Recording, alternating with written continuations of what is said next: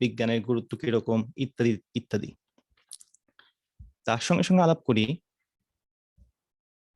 তখন আমি তাদের সঙ্গে আলাপ করি এবং বোঝার চেষ্টা করি যে হচ্ছে তাদের ওখানে সিস্টেমটা এরকম কেন এবং এরকম হলে তাদের কি সুবিধা হয়। তো সেগুলো নিয়ে আমি আস্তে আস্তে সামনে একটু আগাবো, সামনে সেগুলো আলাপও করবো যে আমার উপলব্ধিগুলো, আমার অর্জনগুলো কি কি এইসব বিষয়ে যখন তাদের সঙ্গে আলাপ করেছি। তার সঙ্গে সঙ্গে আমি যেটা করি, এটা আপনাদের জন্য একটু ইন্টারেস্টিং হবে, সেটা হচ্ছে আমি আন্ডারগ্রেডদেরও গবেষণার প্রজেক্ট সুপারভাইজ করি। তো এটা শুনে একটু হয়তো আপনারা অবাক হচ্ছেন যে আন্ডারগ্রেড আবার গবেষণার প্রজেক্ট কি হয়।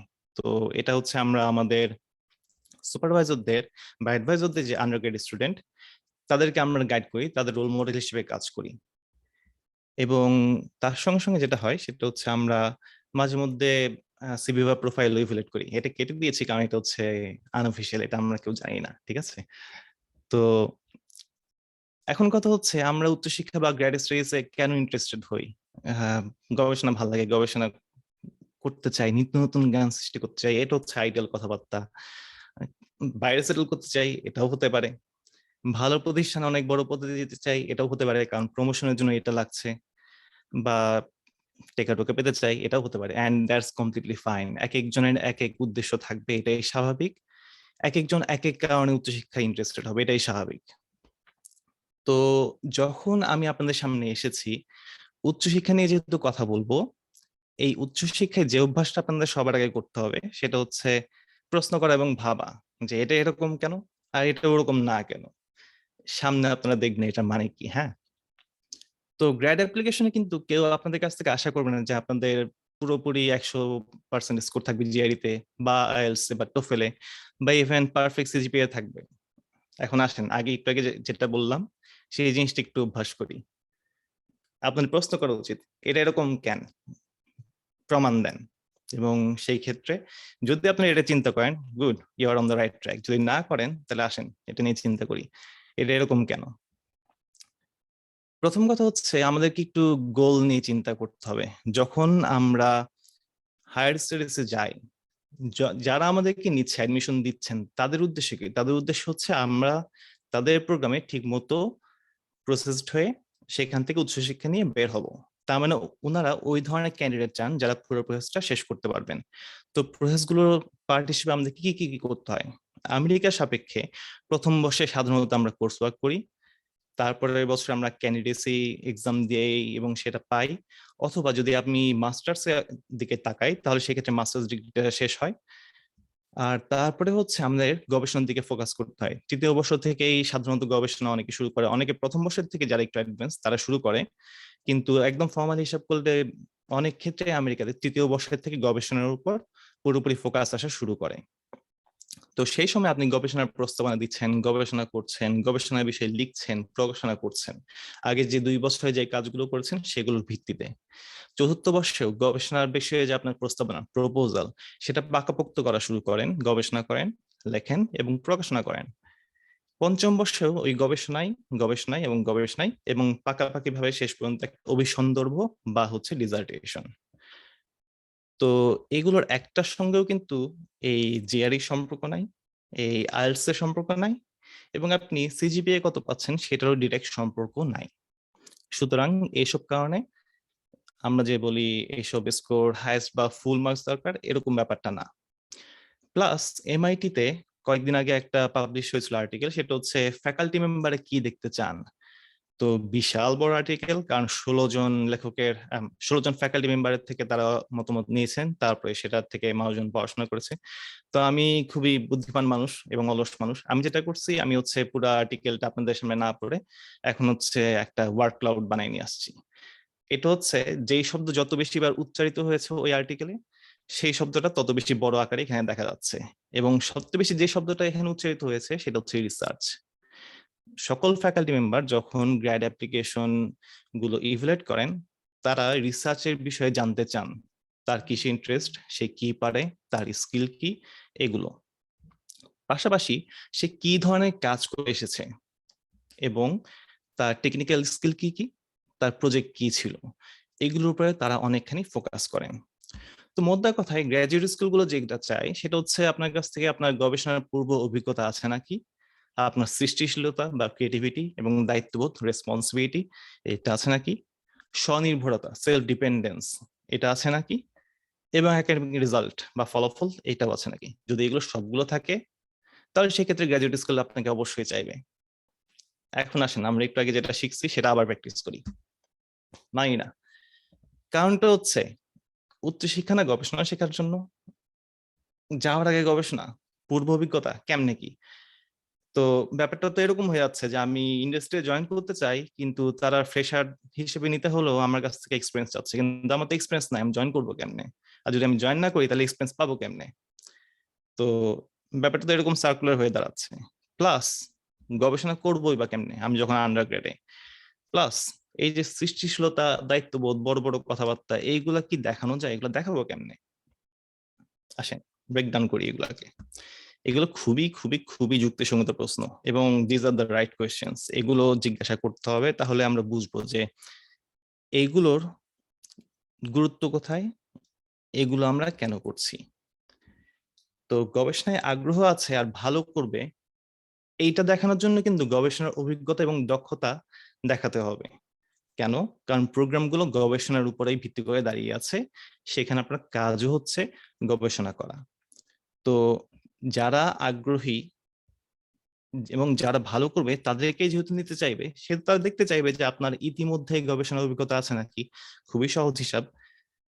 এবং আমি কিন্তু একবারও বলি নাই যে আপনার গবেষণা অভিজ্ঞতা বা দক্ষতা থাকবে মানেই হচ্ছে আপনার গবেষণার প্রকাশনা লাগবে। এই দুটোর মধ্যে একটু পার্থক্য আছে।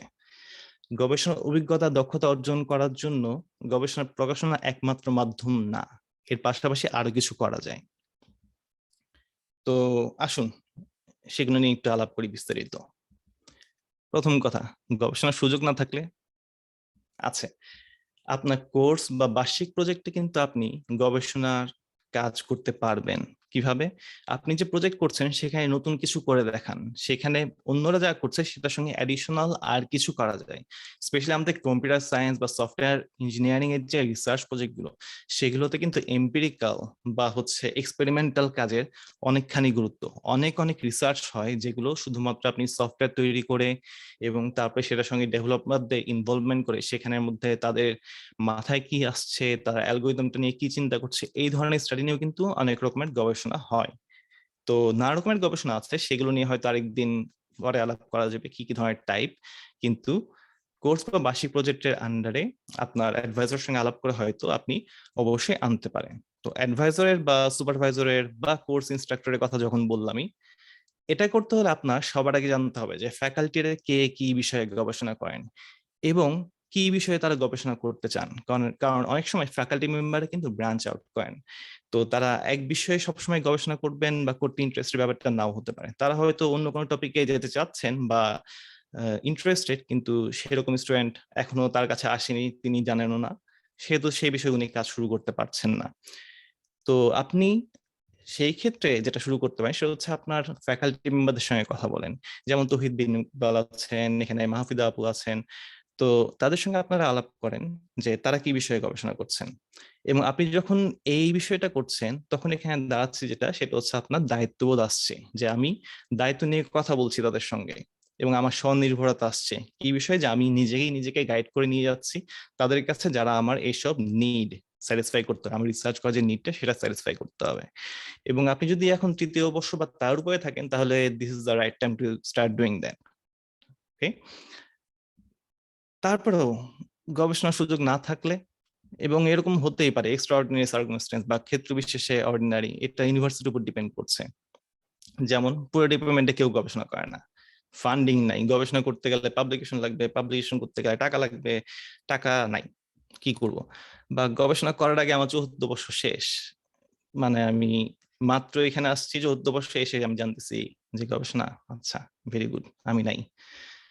তো এই ধরনের ক্ষেত্রে অন্যান্য দিকে উন্নতি করে গবেষণায় যাওয়া যায়, এটা নিয়ে এখন আমি আলাপ করব। তো যেই বেচারা কিছুই নাই সেই কোথা থেকে শুরু করবে, এবং এটা কিন্তু যারা অলরেডি গবেষণা করছেন তাদের জন্য প্রযোজ্য হবে। সুতরাং আসুন দেখি, একটা যেটা খেয়াল রাখতে হবে সেটা হচ্ছে সিজিপিএ নিয়ে। আমরা কোনো একটা কারণে নানা সময় মানুষজনকে বলতে শুনি সিজিপি দিয়ে কি হবে বা হচ্ছে এত সিজিপি দরকার নাই, এটা নিয়ে একটু আলাপ করা উচিত। সেটা হচ্ছে আপনি যখন উচ্চশিক্ষার জন্য যাচ্ছেন, দিন শেষে কিন্তু একাডেমির লোকজনেরাই আপনার প্রোফাইলটা ইভ্যালুয়েট করছে, এবং আপনি যে সিজিপিএটা পাচ্ছেন সেটা কিন্তু একটা একাডেমিক প্রসেসের মাধ্যমে। তো যেখানে আপনি যেতে চাচ্ছেন তারা কিন্তু সিজিপিএটাকে একদম ফেলে দিবে না, আপনার সিজিপিএ ভালো বলে কেউ আপনাকে বাদ দিবে না, কিন্তু আপনার সিজিপিএ খারাপ থাকলে তারা চিন্তা করবে যে আচ্ছা, আমার এখানেও কিছু একাডেমিক কাজ আছে, ওর ওখানেও কিছু একাডেমিক কাজ ছিল, যেহেতু সে ওইখানে খুব একটা বেশি ভালো করে নাই, আমার এখানে ভালো করবে সেটা প্রমাণ কি? সুতরাং আপনার কিন্তু এই জিনিসটাকে জাস্টিফাই করতে হবে যে আপনি যেহেতু সিজিপিএ ভালো ফোকাস করেন নাই, সেই ক্ষেত্রে আপনি এখন অন্যান্য কিছু দিয়ে হয়তো সেটা রিকভার করেছেন। সেকেন্ড যেটা, সেটা হচ্ছে স্ট্রং একটা ব্যাকগ্রাউন্ড তৈরি করতে হবে। কেন? কারণ হচ্ছে পরীক্ষার উপর নির্ভর করে কিন্তু অনেক জায়গায় দেখা যায় যে আপনি মুখস্থ করেই পার পেয়ে যাচ্ছেন, মুখস্থ করে ইভেন হয়তো অনেক ভালো স্কোর, ইভেন A+ বা 4/4 পেয়ে যেতে পারেন কোন একটা কোর্সে। কিন্তু তার মানে এই না যে আপনি সেই বিষয়ে খুব ভালো জানেন। সেই ক্ষেত্রে আপনার উচিত নিজের দায়িত্ববোধ থেকে সেটার বিষয়ে জানা, সেটার বিষয়ে নিজের স্কিল ডেভেলপ করা, সেটার বিষয়ে নিজের এক্সপার্টাইজ গ্রো করা। পাশাপাশি আমার রিকমেন্ডেশন হচ্ছে এক্সট্রা কারিকুলার এবং কো কারিকুলার অ্যাক্টিভিটিস এর দিকে ফোকাস করতে। আমি যখন নিজে স্টুডেন্ট ছিলাম তখন কিন্তু আমি অসংখ্য অসংখ্য হ্যাকাথন, প্রোগ্রামিং কম্পিটিশনে অংশ নিয়েছি, এবং তাতে যেটা হয়েছে সেটা হচ্ছে আমার বেশ ভালো একটা এক্সপিরিয়েন্স গেইন হয়েছে, আমার সিভি গ্রো করেছে। প্লাস হচ্ছে আমি অনেকগুলো ক্লাব এবং নানা রকমের ক্লাব অ্যাক্টিভিটিসে জড়িত ছিলাম। ফর এক্সাম্পল, আমি আইআইটি থেকে মাইক্রোসফট, তারপর হচ্ছে ফায়ারফক্স, গুগল বাংলাদেশ এবং বিডি বিডিওএসএন মনে হয় করি নাই, ওইটা আরেকজন করেছিল, কিন্তু অনেকগুলো ইভেন্ট ইউনিভার্সিটিতে অ্যারেঞ্জ করেছিলাম, এবং আমি মাইক্রোসফটের স্টুডেন্ট পার্টনার ছিলাম। তো এগুলোতে যেটা হয়েছে সেটা হচ্ছে আমার সিভিতে এটা আমি দেখাতে পেরেছি যে আমি লিডারশিপ স্কিল আছে আমার, এবং আমি আমার টপিকে শুধুমাত্র পড়াশোনায় আবদ্ধ না থেকে নানা রকমের কাজে নিজেকে ইনভলভ করছি নিজেকে গ্রো করার জন্য। তো আমি কিন্তু আসলে এরকমই ছিলাম, উপরে যেটা লিখলাম যে আমি আমি একটা বেচারা ছিলাম যার কিছুই নাই গবেষণার দিক থেকে। কারণ চতুর্থ বর্ষ শেষ করার পরে আমি টের পাইছি যে হচ্ছে সফটওয়্যার ইঞ্জিনিয়ারিং এ রিসার্চ করা সম্ভব। যেহেতু ফার্স্ট ব্যাচ, বড় ভাই হচ্ছে মানে এমআইটি তে আছে কিন্তু ব্যাচেলরে নাই, কারোর সঙ্গে আলাপও করি নাই। সফটওয়্যার ইঞ্জিনিয়ারিং ইন্ডাস্ট্রি গবেষণা কেমনে সম্ভব? সুতরাং চতুর্থ বর্ষ এর পরে আমি টের পেয়েছি যে আচ্ছা, গবেষণা বলে কিছু একটা আছে, এবং তারপরে মাস্টার্স এর সময় সেটার দিকে ফোকাস করেছি। এর মানে কি এই যে আপনি ব্যাচেলার্স এ কিছু করেন নাই বলে মাস্টার্স এ শুধুমাত্র একটা মাস্টার্স করে ফেলবেন গবেষণা করার জন্য, যেন আপনি আরো বেশি উচ্চশিক্ষা পার্সু করতে পারেন? ব্যাপারটা আপনার পরিস্থিতি এবং অন্যান্য জিনিসের উপর ডিপেন্ড করছে। সেটা নিয়ে আমরা আলাপ করি, আসেন। তো তারপরে যেটা, সেটা হচ্ছে আপনার গবেষণার বিষয়ে ধারণা পাওয়া উচিত। কেউ নাই আপনার জন্য, আপনি কিভাবে শুরু করবেন তাহলে? সেটা হচ্ছে আপনার স্টেট অফ দ্য আর্ট নিয়ে জানতে হবে। গালভরা নাম, কিন্তু স্টেট অফ দ্য আর্ট এর একদম সহজ বাংলা তর্জমা করলে দাঁড়ায় হচ্ছে বর্তমান খবরাখবর। আপনার যেই বিষয়ে আপনার গবেষণা করার ইচ্ছা, সেই বিষয়ে আপনি বর্তমান খবরাখবর জানবেন। এটাকে জানাই বলা হচ্ছে স্টেট অফ দ্য আর্ট সম্পর্কে জানা। তারপর হচ্ছে লিটারেচার সার্ভে এর ব্যাপারে পড়া। লিটারেচার সার্ভে হচ্ছে একটা স্পেশাল টাইপের পেপার, যে পেপারে ওই ফিল্ডের নতুন নতুন কি কি কাজ হয়েছে এবং সেগুলো কি ধরনের কাজ সেটা নিয়ে আলাপ করা হয়। অনেকটা ধরতে পারেন হচ্ছে একটা সামারি টাইপের পেপার, যেটা অন্য পেপার, কয়েকটা পেপারের সামারি করে দেয়। প্লাস টিউটোরিয়ালের কিছু পেপার আছে যেগুলো হচ্ছে ডিটেইল দেয়, এবং কোন একটা টেকনিক, কোন একটা রিসার্চ মেথোডোলজি এগুলো নিয়ে শেখায়। আপনারা যদি scholar.google.com এ গিয়ে সার্চ করেন literature survey on topic something or tutorial on topic something, অনেক কিছু পাওয়া শুরু করবেন। এবং আপনার একটা অভ্যাস তৈরি করা শুরু করা উচিত, সেটা হচ্ছে নোট করা। কারণটা হচ্ছে আপনি যখন উচ্চশিক্ষায় যাবেন তখন আপনার দেখা যাবে হয়তো সপ্তাহে 4-5টা রিসার্চ পেপার, এটা হয়তো কমই বলছি, অনেক সময় নির্ভর করে সময়ের উপরে, 10টা 20টা পড়তে হইতে পারে, নির্ভর করছে। তো নোট করতে হবে। এবং আপনি যদি এই রিসার্চ পেপার গুলা মুখস্থ করার চেষ্টা করেন, সম্ভব না, কারণ এক একটা রিসার্চ পেপার দেখা যায় হচ্ছে হয়তো 12-13 পেজ ডাবল কলাম, তার মানে অনেকখানি কন্টেন্ট, এবং সেগুলো খুবই ডেন্সড। তো এইগুলো সম্পর্কে আপনি নোট করতে তখন বাধ্য। কারণ নেক্সট টাইম যখন আপনার মনে করার দরকার এই ব্যাপারে কি আছে, তখন কিন্তু আপনি যদি 12 পেজ ঘাটেন তাহলে আপনার সময় পুরোপুরি শেষ। আপনি তার বদলে যেটা করবেন সেটা হচ্ছে 12 পেজের বদলে একটা 1 পেজের নিজের তৈরি করা নোট পড়বেন। তো সেই নোটগুলোতে সাধারণত মানুষজন কি করে, একদম জেনেরিক টেমপ্লেট একটা রিসার্চ নোট লেখার জন্য অ্যাপ্রোচ হচ্ছে রিসার্চ কোয়েশ্চেন এন্ড সিগনিফিকেন্স নিয়ে লেখা। আপনার মতে যেই ব্যাপারে লিখছেন, সারসংক্ষেপ কি, অ্যাজাম্পশন, মেথোডোলজি, পরীক্ষার পদ্ধতি ইত্যাদি ইত্যাদি, গবেষণা কাজ কি ভালো লেগেছে, কি ভালো লাগে নাই, আরো কি করা যায় ওই কাজের বিষয়ে। এই যে কি ভালো লেগেছে এইখানে আপনার চিন্তা করা উচিত এটা এরকম কেন, এবং কি ভালো লাগে নাই এটার বিষয়ে আপনার চিন্তা করা উচিত এটা এরকম না কেন। এবং এগুলো সব ইংরেজিতেই করা উচিত। কারণটা হচ্ছে একাডেমিক দুনিয়াতে আপনি দিন শেষে ভালো কাজ করেন খারাপ কাজ করেন সেটা আপনার পাবলিশ করতে হবে ম্যাক্সিমাম ক্ষেত্রে ইংরেজিতে। এবং আপনি যত আগে থেকে এই ইংরেজিতে লেখা প্র্যাকটিস করবেন, যত বেশি ইংরেজি পড়বেন, আপনি কিন্তু আস্তে আস্তে স্কিলটা ডেভেলপ হবে। তো এটা আপনি যদি করেন আপনি অনেকখানি আগায় যাবেন। আর এগুলো সবগুলো করলে দিন শেষে আন্ডারগ্রেড আপনার কি কি থাকবে তাহলে? ভালো সিজিপিএ অথবা মোটামুটি সিজিপিএ প্লাস অন্যান্য কর্মকাণ্ড। অন্যান্য কর্মকাণ্ড কেন? কারণ আপনি যদি ভালো সিজিপিএ অর্জন না করেন তার মানে হচ্ছে আপনি অন্য কিছু করেছেন। এই অন্য কিছুটা হতে পারে আপনি আমোদ ফুর্তি করেছেন, হতে পারে আপনি নানা রকমের যে কম্পিটিশন গুলো আছে সেগুলোতে অংশ নিয়েছেন, বা হতে পারে যে আপনি এমন একটা সিচুয়েশনে আছেন যে আপনার পক্ষে পড়াশোনা করা সম্ভব ছিল না, যেটা কিন্তু এই কন্ডিশনে আপনার হাতও নাই। সেটা নিয়েও আপনার কিন্তু কথা বলতে হবে তখন। যদি আপনি জাস্টিফাই করতে পারেন যে আপনি এমন সিচুয়েশনে ছিলেন, ফর এক্সাম্পল আপনার হয়তো আর্থিক অবস্থা ভালো ছিল না, আপনি বাবা মাকে সাপোর্ট দেওয়ার জন্য সেই সময় কাজ করেছেন, still that's a valid reason to have less CGPA than the perfect CGPA or a very good high CGPA. তো এগুলো নিয়ে কোথায় আলাপ করবে সেটা একটু সামনেই বলছি। শক্তপোক্ত একটা ধারণা তৈরি হবে নিজের পড়াশোনার বিষয়ে, মোটামুটি একটা আইডিয়া পাবেন যে আপনার কোন বিষয়ে আগ্রহ আছে গবেষণার দিকে। কারণটা হচ্ছে আপনি যদি নাইটের পান যে কোন বিষয়ে গবেষণা করবেন, তাহলে সেই ক্ষেত্রে নিশ্চয়ই আপনি যেতে পারবেন না। আপনি কোথায় যাবেন? কারণ দুনিয়াতে অনেক অনেক অনেক অপশন আছে। এবং সেই বিষয়ে আপনার একটা ধারণা হয়ে যাবে যে কারা এই বিষয়ে ভালো কাজ করছে, কোন বিশ্ববিদ্যালয়ে তারা আছেন, কোন দেশে আছেন। প্লাস বোনাস গবেষণা সংক্রান্ত অভিজ্ঞতা বা কাজের দক্ষতা তৈরি হবে। এবং আপনি সেটা করতে পারেন কোর্সের মাধ্যমে, করতে পারেন কোর্সের বাইরে কোনো একজন ফ্যাকাল্টি মেম্বারের সঙ্গে ব্যক্তিগত পর্যায়ে কথা বলে, অথবা নিজের আগ্রহে নিজের মতো করে এগিয়ে, ডিপেন্ড করছে। এইগুলো যখন আপনার হবে তারপর আপনি কি করবেন? ওয়েল, আপনার যদি একদম সিমলেস ট্রানজিশন দরকার হয়, মানে হচ্ছে আপনি আন্ডারগ্রেড শেষ করলেন, পরের বছর উচ্চশিক্ষায় চলে গেলেন, তাহলে সেই ক্ষেত্রে চতুর্থ বর্ষের শেষ বা মাঝ দিকেই এগুলো শুরু করা দরকার। কারণ স্পেশালি আমেরিকার ক্ষেত্রে ভালো ইউনিভার্সিটি গুলাই কিন্তু আপনার হচ্ছে অ্যাপ্লিকেশন সাবমিট করতে হবে ধরেন নভেম্বর বা ক্ষেত্রে বেশি অক্টোবরে, যে কোনো বছরে।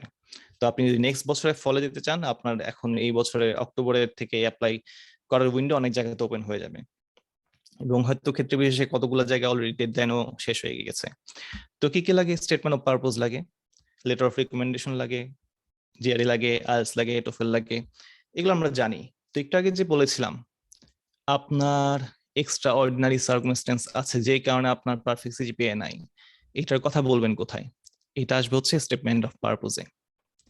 স্টেটমেন্ট অফ পারপোজের কাজ হচ্ছে কিন্তু জাস্টিফাই করা যে আপনি কেন কি করতে চান, এটা এরকম কেন, আপনি এই প্রোগ্রামে কেন আসতে চান, আপনি এই প্রোগ্রামে কেন আগ্রহী, আপনি এখানে বর্তমানে যেখানে আছেন সেখানে না থেকে এখানে কেন আসতে চান, এগুলো জাস্টিফাই করা, এই কেনর উত্তর দেওয়াই হচ্ছে স্টেটমেন্ট অফ পারপোজের কাজ। তার পাশাপাশি আপনার সিজিপিএ কম কেন, আপনি সিজিপিএ কমিয়ে অন্য যে জায়গায় আপনি এফোর্ট দিয়েছেন সেটা কি ছিল এবং সেখান থেকে আপনার অর্জনগুলো কি হয়েছে, আপনি যে নানা রকমের হার্ডশিপ ফেস করেছেন লাইফে সেগুলো থেকে আপনি কি শিখেছেন, সেগুলো আপনাকে কিভাবে ফিউচারে হেল্প করবে, এগুলো নিয়ে যদি আপনি আলাপ করতে পারেন তাহলে সেই ক্ষেত্রে সোনাই সোহাগা। কারণটা হচ্ছে যার দুঃখ সেই বুঝে, এটা তো আমরা বুঝি, কিন্তু আপনার বোঝানো লাগবে। তো একটু আগে যেটা বলছিলাম সেটা হচ্ছে যে আমার তো 4th ইয়ারের শেষে কোনো এক্সপিরিয়েন্স নাই যে সফটওয়্যার ইঞ্জিনিয়ারিং রিলেটেড রিসার্চ, কিন্তু আমি সেটা নিয়ে কাজ করতে চাই। মাস্টার্সে আমি সফটওয়্যার ইঞ্জিনিয়ারিং রিসার্চ নিয়ে কাজ করেছি এবং আমার স্টেটমেন্ট অফ পারপোজ আমি সেভাবেই ব্যাখ্যা করেছিলাম যে আমি পুরো বাংলাদেশে প্রথম ব্যাচের সফটওয়্যার ইঞ্জিনিয়ারিং স্টুডেন্টের একজন, সেহেতু আমার নিজেকে অনেকখানি গাইড করতে হয়েছে, আমার নিজে পড়াশোনা করে এগিয়ে যেতে হয়েছে। এবং একটু আগে তৌহিদ আমাকে বলেছিল যে আমার নিজের অভিজ্ঞতা শেয়ার করতে। তো একটা পর্যায়ে এমন অবস্থা ছিল যে আমি একদিকে, পুরো ফ্যাকাল্টি আরেকদিকে, আমার কাজকে রিসার্চ হিসেবে কেউ মানতে চায় না, আবার আমি এদিকে গ্যাট ধরেছি না আমার কাজটাই রিসার্চ। এর কারণটা কি? কারণটা হচ্ছে আমি নিজের জায়গায় যখন পড়াশোনা করেছি, আমি অনেকখানি পড়াশোনা করেছি সফটওয়্যার ইঞ্জিনিয়ারিং রিসার্চ নিয়ে, এবং সেটার ভিত্তিতে আমি নিজে একটা শক্তপোক্ত অবস্থানে আছি বলে নিজেকে মনে করতাম, এবং আমার সেই কনফিডেন্সটা ছিল, এবং আমি সেই ক্ষেত্রে যুক্তি দিয়ে মানুষদেরকে কনভিন্সও করতে চেষ্টা করতাম যে আমার টপিকটা কেন রিসার্চ, কেন এটা একটা সিম্পল প্রজেক্ট না শুধুমাত্র। তো বর্তমানে আমাকে দেখে বুঝতে পারছেন সেটা কাজে লেগেছিল, কারণ না হলে মাস্টার্স নিশ্চয়ই পাস করতাম না। তো যাই হোক, আপনার স্টেটমেন্ট অফ পারপোজ তাহলে সেই ক্ষেত্রে কি কি থাকবে? আপনার নিজের একটা স্টোরি থাকবে, সেই ওন অনেস্ট জেনুইন স্টোরিটাই দিবেন, এখানে কৃত্রিমতা আনার কোনো দরকার নাই। এবং আপনার এক্সপিরিয়েন্স আছে সেটা রিসার্চ নিয়ে বা রিসার্চ ইন্টারেস্ট নিয়ে, সেটা দেখাতে হবে। রিসার্চ ইন্টারেস্টের এক্সপিরিয়েন্স আবার কি? সেটা হচ্ছে এই যে আপনি এতদিন ধরে পড়াশোনা করছেন বা দেখছেন, এইটা বোঝানোটাই হচ্ছে research experience, research interest experience থাকা। এবং আইডিয়াস অফ এক্সিস্টিং প্রবলেম, ওই যে বললাম লিটারেচার স্টাডি, তারপরে হচ্ছে সার্ভে পেপার পড়া, এগুলো পড়তে পড়তেই আইডিয়া হবে যে এক্সিস্টিং প্রবলেম কি নিয়ে মানুষজন কাজ করছে। তারপরে হচ্ছে আপনার পার্সোনাল ইন্টারেস্ট, যেই ডিপার্টমেন্টে আপনি অ্যাপ্লাই করছেন সেই ডিপার্টমেন্টে কেন, এবং অন্যদের থেকে ফিডব্যাক পেলে খুবই ভালো আপনার স্টেটমেন্ট অফ পারপোজের ব্যাপারে, স্পেশালি যারা অলরেডি বাইরে থেকে পড়াশোনা করে এসেছেন। আর হচ্ছে কখনোই কিন্তু স্টেটমেন্ট অফ পারপোজ দেখার সময় অন্যটা দেখে শুরু করবেন না, এইটা একটা মহা গ্যাঞ্জাম সৃষ্টি করে। কিরকম? আপনি যখন নিজের ওন অনেস্ট জেনুইন স্টোরি তৈরি করছেন, এই জিনিসটা কিন্তু খুব সহজেই সংক্রমিত হতে পারে। কিরকম? আপনি যখন অন্য একজনেরটা পড়বেন তখন আপনি চাইবেন যে আচ্ছা ও এরকম করে লিখছে, আমিও তাহলে মনে হয় এরকম করে লিখতে পারি। তাতে যেটা সমস্যা হবে সেটা হচ্ছে সেই ক্ষেত্রে আপনার ওন জেনুইন জিনিসটা বের হওয়ার চান্স অনেকখানি কমে যাবে। আমি কিন্তু আপনাকে না করছি না যে আপনি একদমই দেখতে পারবেন না, আপনি দেখেন, কিন্তু সেটা হচ্ছে নিজের প্রথম এসওপির ড্রাফটটা রেডি করবেন, তারপরে অন্যদের এক্সাম্পল গুলা সেগুলো পড়ে তারপরে নিজেরটাকে আরো ইমপ্রুভ করেন, কিন্তু একদম ফার্স্ট ভার্সনটা আপনার নিজের লেখা উচিত। তো সেই ক্ষেত্রে আপনি শুরু করবেন কেমনে বা কোত্থেকে শুরু করবেন, এই বিষয়ে অনেকগুলো গাইডলাইন আছে। এমআইটির কিছু গাইডলাইন আছে, বার্কলি ইউনিভার্সিটির কিছু গাইডলাইন আছে, দুইটাই একদম টপ টিয়ার ইউনিভার্সিটি পুরো পৃথিবীতে কম্পিউটার সায়েন্স এবং ইলেকট্রিক্যাল ইঞ্জিনিয়ারিং এর জন্য। প্লাস হচ্ছে how to right bad statement for computer science PhD admissions application, এটা হচ্ছে কার্নেগি মেলন ইউনিভার্সিটির নামে যদি আপনারা সার্চ করেন গুগলে, সেই ক্ষেত্রে এটা পাবেন। প্লাস আমি এই লিঙ্ক গুলো দিয়ে দিব আপনার কাছে, আশা করছি তৌহিদের মাধ্যমে যেন আপনারা এগুলো খুঁজে পেতে পারেন। এগুলো যদি আপনারা পড়েন আপনাদের কাজে লাগবে বলে আমি আশা করছি। আর হচ্ছে লেটার অফ রিকমেন্ডেশন, যেটা বলছিলাম আপনার ফ্যাকাল্টিরা কি করছে, তারা কি নিয়ে ইচ্ছুক গবেষণা করতে, সেগুলো নিয়ে আপনি যখন তাদের সঙ্গে আলাপ করবেন, এটার সাপেক্ষেই কিন্তু তাদের সঙ্গে আপনার কোলাবোরেশন হবে, ক্লাসে তাদের সঙ্গে আলাপ হবে। এই লেটার অফ রিকমেন্ডেশন কিন্তু অনেক ফ্যাকাল্টির কাছে খুবই ইম্পর্টেন্ট। এবং আমি সাধারণত বলি যে স্টেটমেন্ট অফ পারপোজ সবচেয়ে বেশি ইম্পর্টেন্ট, তারপরে হচ্ছে লেটার অফ রিকমেন্ডেশন। অনেক ফ্যাকাল্টির কাছে এটা ঠিক উল্টা, মানে এক নম্বরে হচ্ছে লেটার অফ রিকমেন্ডেশন, তারপরে হচ্ছে স্টেটমেন্ট অফ পারপোজ। এর কারণটা হচ্ছে আচ্ছা অমিত, আপনি আমার একটা কোশ্চেন আছে। হুম হুম সো মানে আমরা স্টেটমেন্ট অফ পারপাস সম্পর্কে জানলাম। So hmm basically what's the difference between statement of purpose and motivation letter? আচ্ছা, স্টেটমেন্ট অফ পারপোজ আর মোটিভেশন লেটার, এটা কি হচ্ছে পার্সোনাল এসের কথা বলছিস? যখন মোটিভেশন লেটারের কথা বলছিস? হ্যাঁ, আমরা অনেক প্রফেসরকে মোটিভেশন লেটার দিই বা অনেক অ্যাডভার্টাইজ পিএইচডি অ্যাপ্লিকেশন থাকে যেখানে বলা হয় যে আপনি একটা মোটিভেশন লেটার দেন। সো আচ্ছা, এই জায়গায় আসলে ডিফারেন্সটা কোথায়? হুম, আমার নিজের অ্যাপ্লিকেশনে কিন্তু কখনো মোটিভেশনাল লেটার দিতে হয় নাই, তবে আমি হালকা জানি পার্সোনাল এসে আর হচ্ছে স্টেটমেন্ট অফ পারপোজের মধ্যে পার্থক্যটা কি। পার্সোনাল এসে এর কাজ হচ্ছে আহ, নিজের সম্পর্কে বলা, শুধুমাত্র নিজের সম্পর্কেই বলা যে আমি কি, আমি এরকম কেন। Compare to that statement of পারপোজের কাজ হচ্ছে আমি এই প্রোগ্রামে আসতে চাই, এইখানে আমার যে পারপোজটা, এটা কেন, এটা কিভাবে হলো, এবং এখানে আমি কেন আসতে চাই, কি করতে চাই।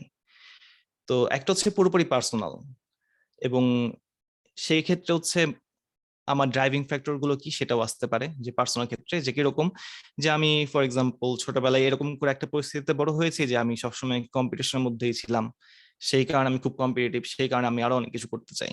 এটা হচ্ছে আমার পার্সোনাল ব্যাপার।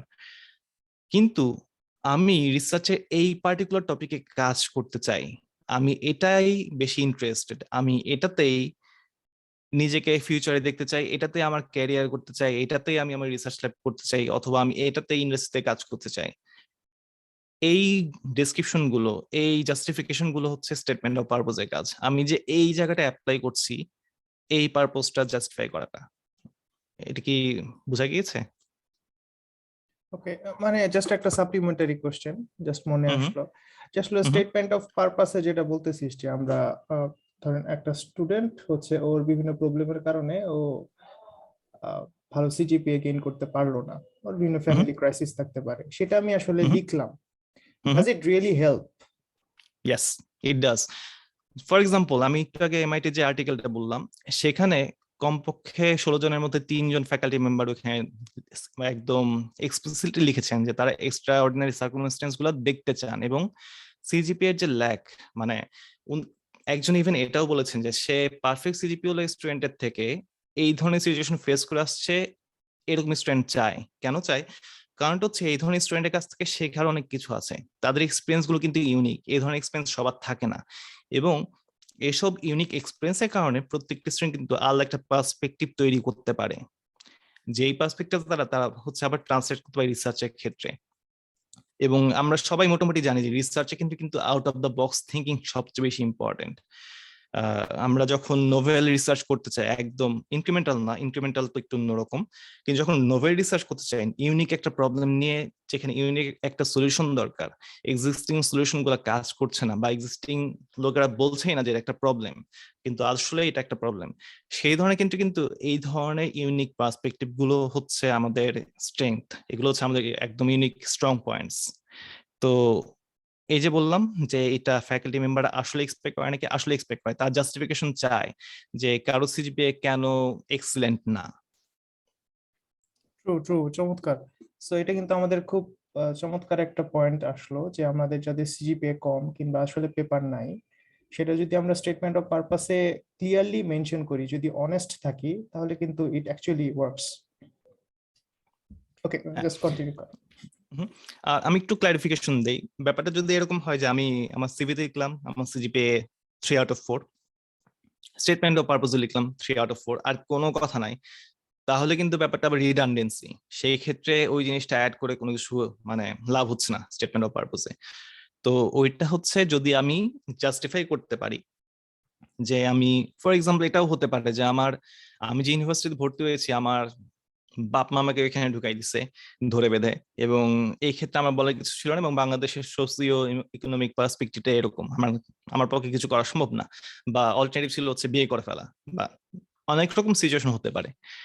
তো এটাকে আপনি প্রপারলি কমিউনিকেট করে জাস্টিফাই করতেছেন, এটাই হচ্ছে স্টেটমেন্ট অফ পারপোজের কাজ। ওকে, আচ্ছা।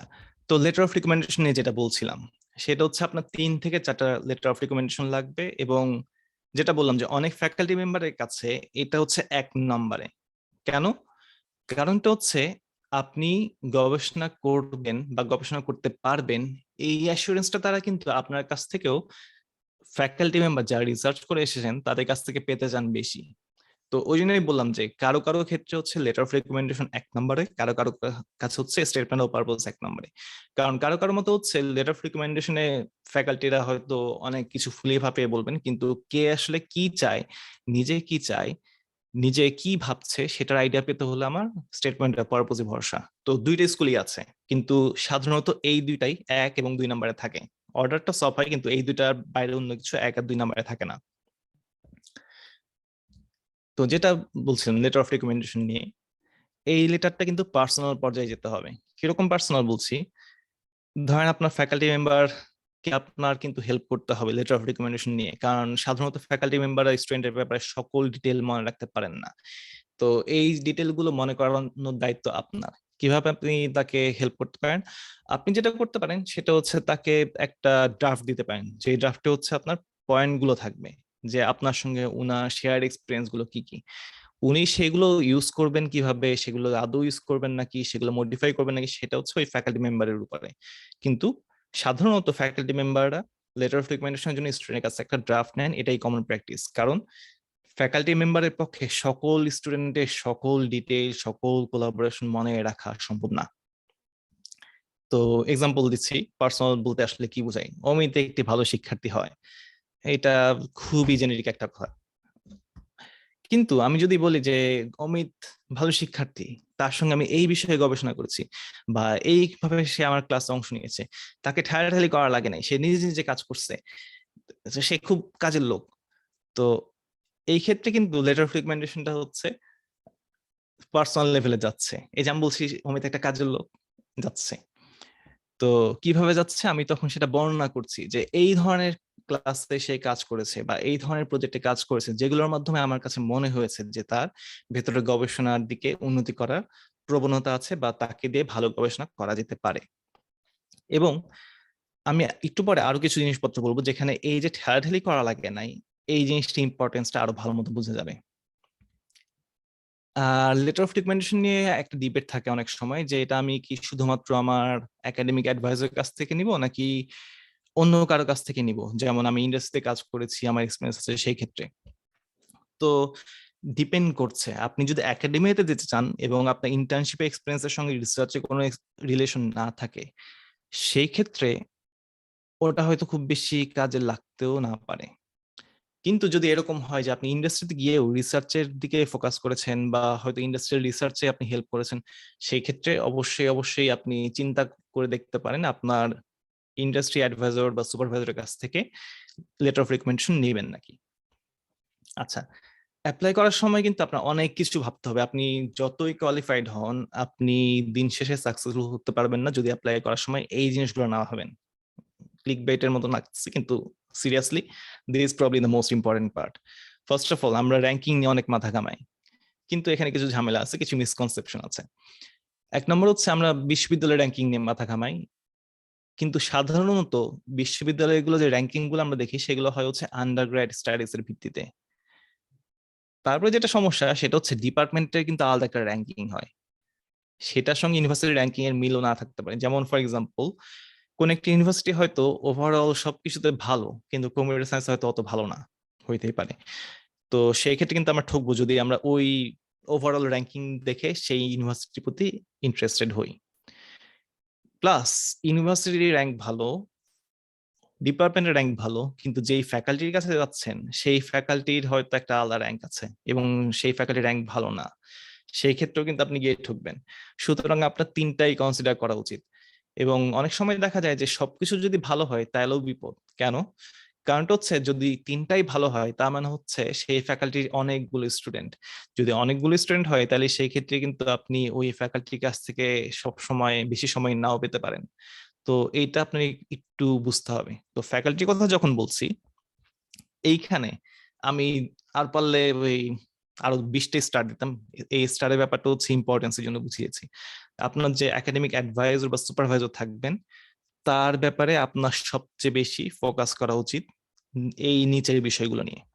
1 নম্বর, মানুষ কেমন। 2 নম্বর, রিসার্চ গ্রুপের কালচারটা কি। এই মানুষ কেমন রিসার্চ গ্রুপের কালচারটা কি সেটা কেন বলতেছি, আপনারা হয়তো জানেন না, কিন্তু যারা উচ্চশিক্ষায় আসেন ম্যাক্সিমাম মানুষজন, মানে ম্যাক্সিমাম বলবো না, একটা বিশাল পার্সেন্টেজ 50%-এর কাছাকাছি ড্রপ করে। কেন? নানা রকমের সমস্যা, মেন্টাল সমস্যা দেখা দেয়, বা হচ্ছে অ্যাডভাইজারের সঙ্গে বনিবনা হয় না, অ্যাডভাইজার একরকম চাই, আপনি আরেক রকম চান, নানা রকমের সমস্যা হয় যেগুলো সবার পক্ষে ট্যাকল করা সম্ভব হয় না। সুতরাং গুড বাই। এরকম হয়, এবং এই বিষয়টা হয় শুধুমাত্র হচ্ছে অ্যাডভাইজারের সঙ্গে বনিবনা না হলে, বা হচ্ছে রিসার্চের যে প্রেশারটা সেটা হ্যান্ডেল করতে না পারলে। তো সেই ক্ষেত্রে আপনার একটা আইডিয়া গেইন করা উচিত আগে, যে আপনি যার সঙ্গে কাজ করতে চাচ্ছেন সে কিরকম মানুষ, তার রিসার্চ গ্রুপের কালচার কি। এটার জন্য আপনি তার আন্ডারে অলরেডি যারা স্টুডেন্ট আছেন তাদের সঙ্গে হয়তো আলাপ করতে পারেন ইমেল করে। তারপরে যেটা সেটা হচ্ছে উনি কি নতুন নাকি পুরানো ফ্যাকাল্টি, একটু আগে যেটা বললাম, পুরানো ফ্যাকাল্টি, অনেক বিখ্যাত, অনেক পাবলিকেশন, সেক্ষেত্রে এটা হতে পারে যে উনি প্রফেসর হয়ে গিয়েছেন, এখন আর এত কিছু করতে ইচ্ছা করতেছে না, সুতরাং আপনি আসবেন, হ্যাঁ, উনি বলবেন হ্যাঁ প্লিজ আপনি আস্তে আস্তে করে ফেলেন, আপনাকে হয়তো খুব বেশি সময় নাও দিতে পারে। পক্ষান্তরে নতুন যিনি, তিনি হয়তো এখনো পার্মানেন্ট বা টেনিওর হন নাই। টেনিওর বলতে বোঝা হচ্ছে, ধরেন আমেরিকার ক্ষেত্রে আপনি পার্মানেন্ট একটা পজিশন পেয়েছেন, তো সাধারণত আমেরিকাতে কেউ ফ্যাকাল্টি হিসেবে জয়েন করলে সাথে সাথে পার্মানেন্ট হয় না, তাকে 3 থেকে 4 বছর টেনিওর ট্র্যাকে থাকতে হয়। মানে হচ্ছে সেই সময় তার সিগনিফিক্যান্ট অ্যামাউন্ট অফ পাবলিকেশন করতে হবে, সিগনিফিক্যান্ট অ্যামাউন্ট অফ স্টুডেন্টদেরকে সুপারভাইজ এবং অ্যাডভাইস করতে হবে। শুধুমাত্র এগুলো ফুলফিল করলেই, কন্ডিশন গুলো ফুলফিল করলে উনি তখন টেনিওর পাবেন বা পার্মানেন্ট হবেন। এটা হচ্ছে রিসার্চ ফোকাস ইউনিভার্সিটির ক্ষেত্রে। তো যেহেতু উনি নতুন, সেই ক্ষেত্রে কিন্তু ওনার এনার্জি অনেক বেশি থাকে এবং উনি স্টুডেন্টদের সঙ্গে রিলেটও করতে পারেন অনেক ক্ষেত্রে বেশি। কিন্তু যেহেতু আবার উনি নতুন, সেহেতু ওনার হয়তো ফান্ডিং কম হইতে পারে পুরানো ফ্যাকাল্টির তুলনায়। তো এটার মধ্যে একটা ব্যালেন্স করতে হবে আপনাদেরকে, এবং আপনার বুঝতে হবে এগুলো। হ্যাঁ, তারপর হচ্ছে সাম্প্রতিক পাবলিকেশন কেমন। ওই যে বললাম, পুরানো ফ্যাকাল্টি অনেক পাবলিকেশন ছিল, ঝিমিয়ে গেছে, হতেই পারে। সেই ক্ষেত্রে আপনার এটা খেয়াল রাখতে হবে যে ওনার সাম্প্রতিক পাবলিকেশন গুলো কেমন, কোন রকমের পাবলিকেশন, সেগুলো কি ভালো জায়গায় যাচ্ছে নাকি মোটামুটি জায়গায় যাচ্ছে। তারপরে অ্যালামনাইরা কই কি করে কেন, কারণটা হচ্ছে আপনি যখন ওইখান থেকে পাশ করবেন তারপরে ইন্ডাস্ট্রিতে যাবেন, তখন কিন্তু অ্যালামনাই নেটওয়ার্ক আপনার কাজে লাগবে, আপনি যেখানেই যান। তারা কি করছে, তারা কি ভালো করছে, তারা কি স্টেবল, তারা কি উন্নতি করছে জীবনে। তো এগুলোর উপর ডিপেন্ড করবে কিন্তু আপনার অ্যাডভাইজর, আপনি একটা ইন্ডিকেশন পাবেন অ্যাডভাইজর কিরকম। তারপর হচ্ছে উনি কিরকম অ্যাক্টিভ, ফর এক্সাম্পল উনি কি টুইট করেন। কম্পিউটার সায়েন্স স্পেশালি আমেরিকার ক্ষেত্রে এবং ইউরোপের ক্ষেত্রে ফ্যাকাল্টি মেম্বার টুইটারে অসম্ভব অ্যাক্টিভ, তারা নানা বিষয় নিয়ে আলাপ করেন। ম্যাক্সিমাম ফ্যাকাল্টি, সবাই না, ম্যাক্সিমাম। কনফারেন্সের প্রোগ্রাম কমিটি কি, উনি হচ্ছেন, ফর এক্সাম্পল কেউ যদি ভালো গবেষক হন তাহলে সেই ক্ষেত্রে তাকে কনফারেন্সের প্রোগ্রাম কমিটি ইনভাইট করা হয়। প্রোগ্রাম কমিটি মানে হচ্ছে রিভিউয়ারদের কমিটি। তো উনি কি সেগুলোতে ইনভাইটেড হন নাকি, কারণ অনেক সময় এরকম হয় যে কনফারেন্সে পেপার পাবলিশ হচ্ছে না, এবং কনফারেন্সে পেপার পাবলিশ করাটা একটা আনসার্টেন ব্যাপার, স্পেশালি টপ টিয়ার কনফারেন্সের ক্ষেত্রে। ফর এক্সাম্পল সিকিউরিটি যে টপ টিয়ার কনফারেন্স, সেখানে হচ্ছে অ্যাকসেপ্টেন্স রেট 10%-এর কাছাকাছি, এবং ভালো কাজ সাবমিট করলে যে সেটা অ্যাকসেপ্ট হবে ব্যাপারটা এরকম না। কিন্তু কেউ যদি নিয়মিত পরিমাণে, নিয়মিত ভাবে হচ্ছে প্রোগ্রাম কমিটিতে ইনভাইটেড হন, সেগুলোর অংশ হন টপ টিয়ার কনফারেন্সে, ডেফিনেটলি তাকে লোকজন রিকগনাইজ করছে এবং লোকজন তাকে চেনে, এবং তার গবেষণার পটেনশিয়াল খুবই ভালো। প্লাস সুপারভাইজারের ক্ষেত্রে একটা জিনিস মনে রাখতে হবে, এখানে সুপারভাইজারকে আমি স্টার্ট দিচ্ছি একটা কারণে, সেটা হচ্ছে একটু আগে বলছিলাম আপনাদেরকে কিছুক্ষণ আগে, যে এই যে ঠেলাঠেলি করা লাগবে না, এইটার উপর ফোকাস করতে হবে। কেন বলতেছি, আপনি যখন আন্ডার গ্রেডে বা স্কুলে বা কলেজে, এগুলোকে আমরা এক হিসেবে ধরি, কেন ধরি সেটা বলি। এগুলো তো হচ্ছে ফ্যাকাল্টি মেম্বাররা আপনাকে পুশ করবেন ভালো করার জন্য। আপনি যদি খারাপ করেন সেই ক্ষেত্রে ফ্যাকাল্টি মেম্বাররা কনসার্ন হবেন, আপনাকে নানাভাবে উৎসাহিত করার, মোটিভেটেড করার ট্রাই করবেন। আপনি যখন গ্র্যাড স্টুডেন্ট, তখন আপনাকে আপনার অ্যাডভাইজর, এখন আর সুপারভাইজার নাই, উনি উনি এখন অ্যাডভাইজার হয়ে যাবেন, এবং উনি আপনাকে ফিউচার কলিগ হিসেবে ট্রিট করবেন, এবং উনি চাইবেন আপনি মেন্টালি গ্রো করেন, আপনার মধ্যে লিডারশিপ আসুক, আপনার মধ্যে ইনিশিয়েটিভ নেওয়ার প্রবণতা আসুক, আপনি প্রোঅ্যাক্টিভ হন ইনস্টেড অফ বিং রিঅ্যাক্টিভ। এবং উনি এটা করার জন্য আপনাকে পুশ করবেন যেন আপনি নিজের কাজের দায়িত্ব নিজেই নেন, রেসপন্সিবল হন। ওই যে বলছিলাম, দায়িত্ববোধ এবং স্বনির্ভরতা, এইগুলো উনি চাইবেন আপনার মধ্যে গ্রো করুক। এই জন্য একটা কথা বলে, সেটা হচ্ছে আমরা যখন আন্ডার গ্র্যাডে বা তার নিচে, উই ওয়ার্ক আন্ডার সুপারভাইজার।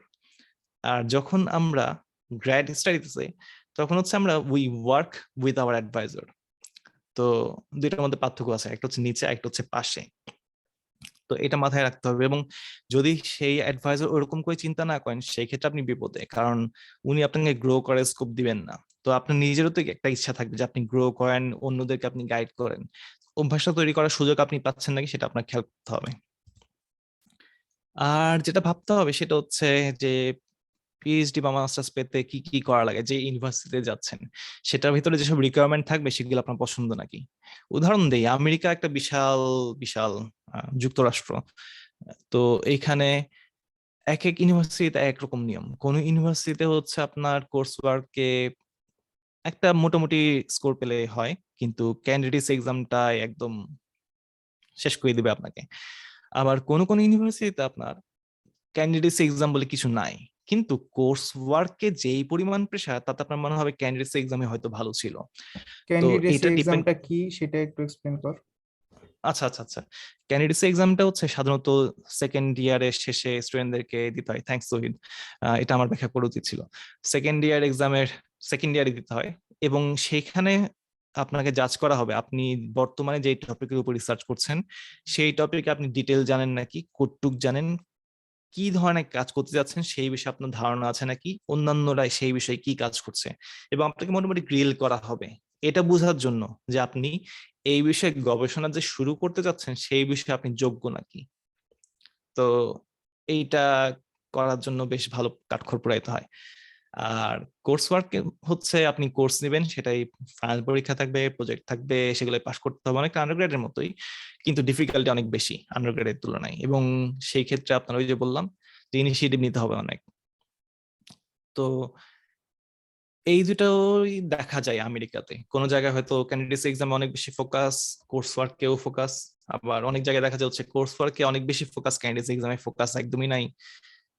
তো আপনার সঙ্গে কোনটা মিলবে সেটা আপনার একটু খেয়াল করতে হবে। এলাকা কেমন, যাতায়াত ব্যবস্থা, এটাও খেয়াল করতে হবে। অনেক জায়গায় দেখা যায় এমন প্রত্যন্ত এলাকায় ইউনিভার্সিটি কিন্তু অনেক ভালো র্যাঙ্ক, কিন্তু সবার গাড়ি আছে। আপনি যাবেন বাংলাদেশ থেকে, সেখানে গিয়ে গাড়ি পাবেন কই? গাড়ি কিনতে টাকা লাগবে, ডলার লাগবে। তো এটা একটু খেয়াল করতে হবে যে ফ্রি ট্রান্সপোর্ট আছে নাকি বাসগুলোতে, আর্থিক সুবিধা কেমন। অনেক অনেক স্টুডেন্টকে আমি দেখেছি যে তারা প্রথমে অফার লেটারটা দেখে, তারপরে ফর এক্সাম্পল ধরেন একটা অফার লেটারে বললো যে আপনি বছরে $26,000 পাবেন। আচ্ছা, রেদওয়ান, আমি আপনার কোশ্চেনটা একটু নিচ্ছি, আগে এটা শেষ করে নিই। আপনি $26,000 পাবেন। আরেকটা ইউনিভার্সিটি থেকে বলতেছে হচ্ছে আপনাকে আমি বছরে $30,000 দিব, এবং জাস্ট এই পার্থক্যটা $4,000 বেশি পাবো বছরে, এটা শুনে চলে গেছে। ঝামেলা বাঁধে হচ্ছে আপনি যদি আর্থিক খরচ এবং সেখানে দৈনন্দিন জীবনযাপনের খরচ সম্পর্কে আইডিয়া না রাখেন, প্লাস হেলথ ইন্স্যুরেন্স নিয়ে আইডিয়া না রাখেন। অনেক ইউনিভার্সিটিতে আপনাকে বেশি টাকা দিচ্ছে, তার মানে এই না যে আপনি বেশি টাকা বাঁচাইতে পারবেন। দেখা যাবে $26,000 যেখানে পাইছেন সেখানে হয়তো দৈনন্দিন জীবনের খরচ এত কম যে আপনার এখানে মাস শেষে টাকা বেশি বাঁচবে ওই $30,000 পাওয়ার জায়গার তুলনায়। এবং অনেক স্টুডেন্টকে আমি দেখছি যে তারা অনেক অনেক কষ্ট করে অন্যদের সঙ্গে রুম শেয়ার করে থাকতে বাধ্য হচ্ছে, যদিও তারা অনেক প্রেস্টিজিয়াস, অনেক টাকাওয়ালা, আর্থিক সুবিধা বলা জায়গায় গেছে, কিন্তু সেখানে খরচ এত বেশি যে দিন শেষে অত বেশি টাকা পেয়ে লাভ হয় নাই। রেদওয়ান প্লিজ।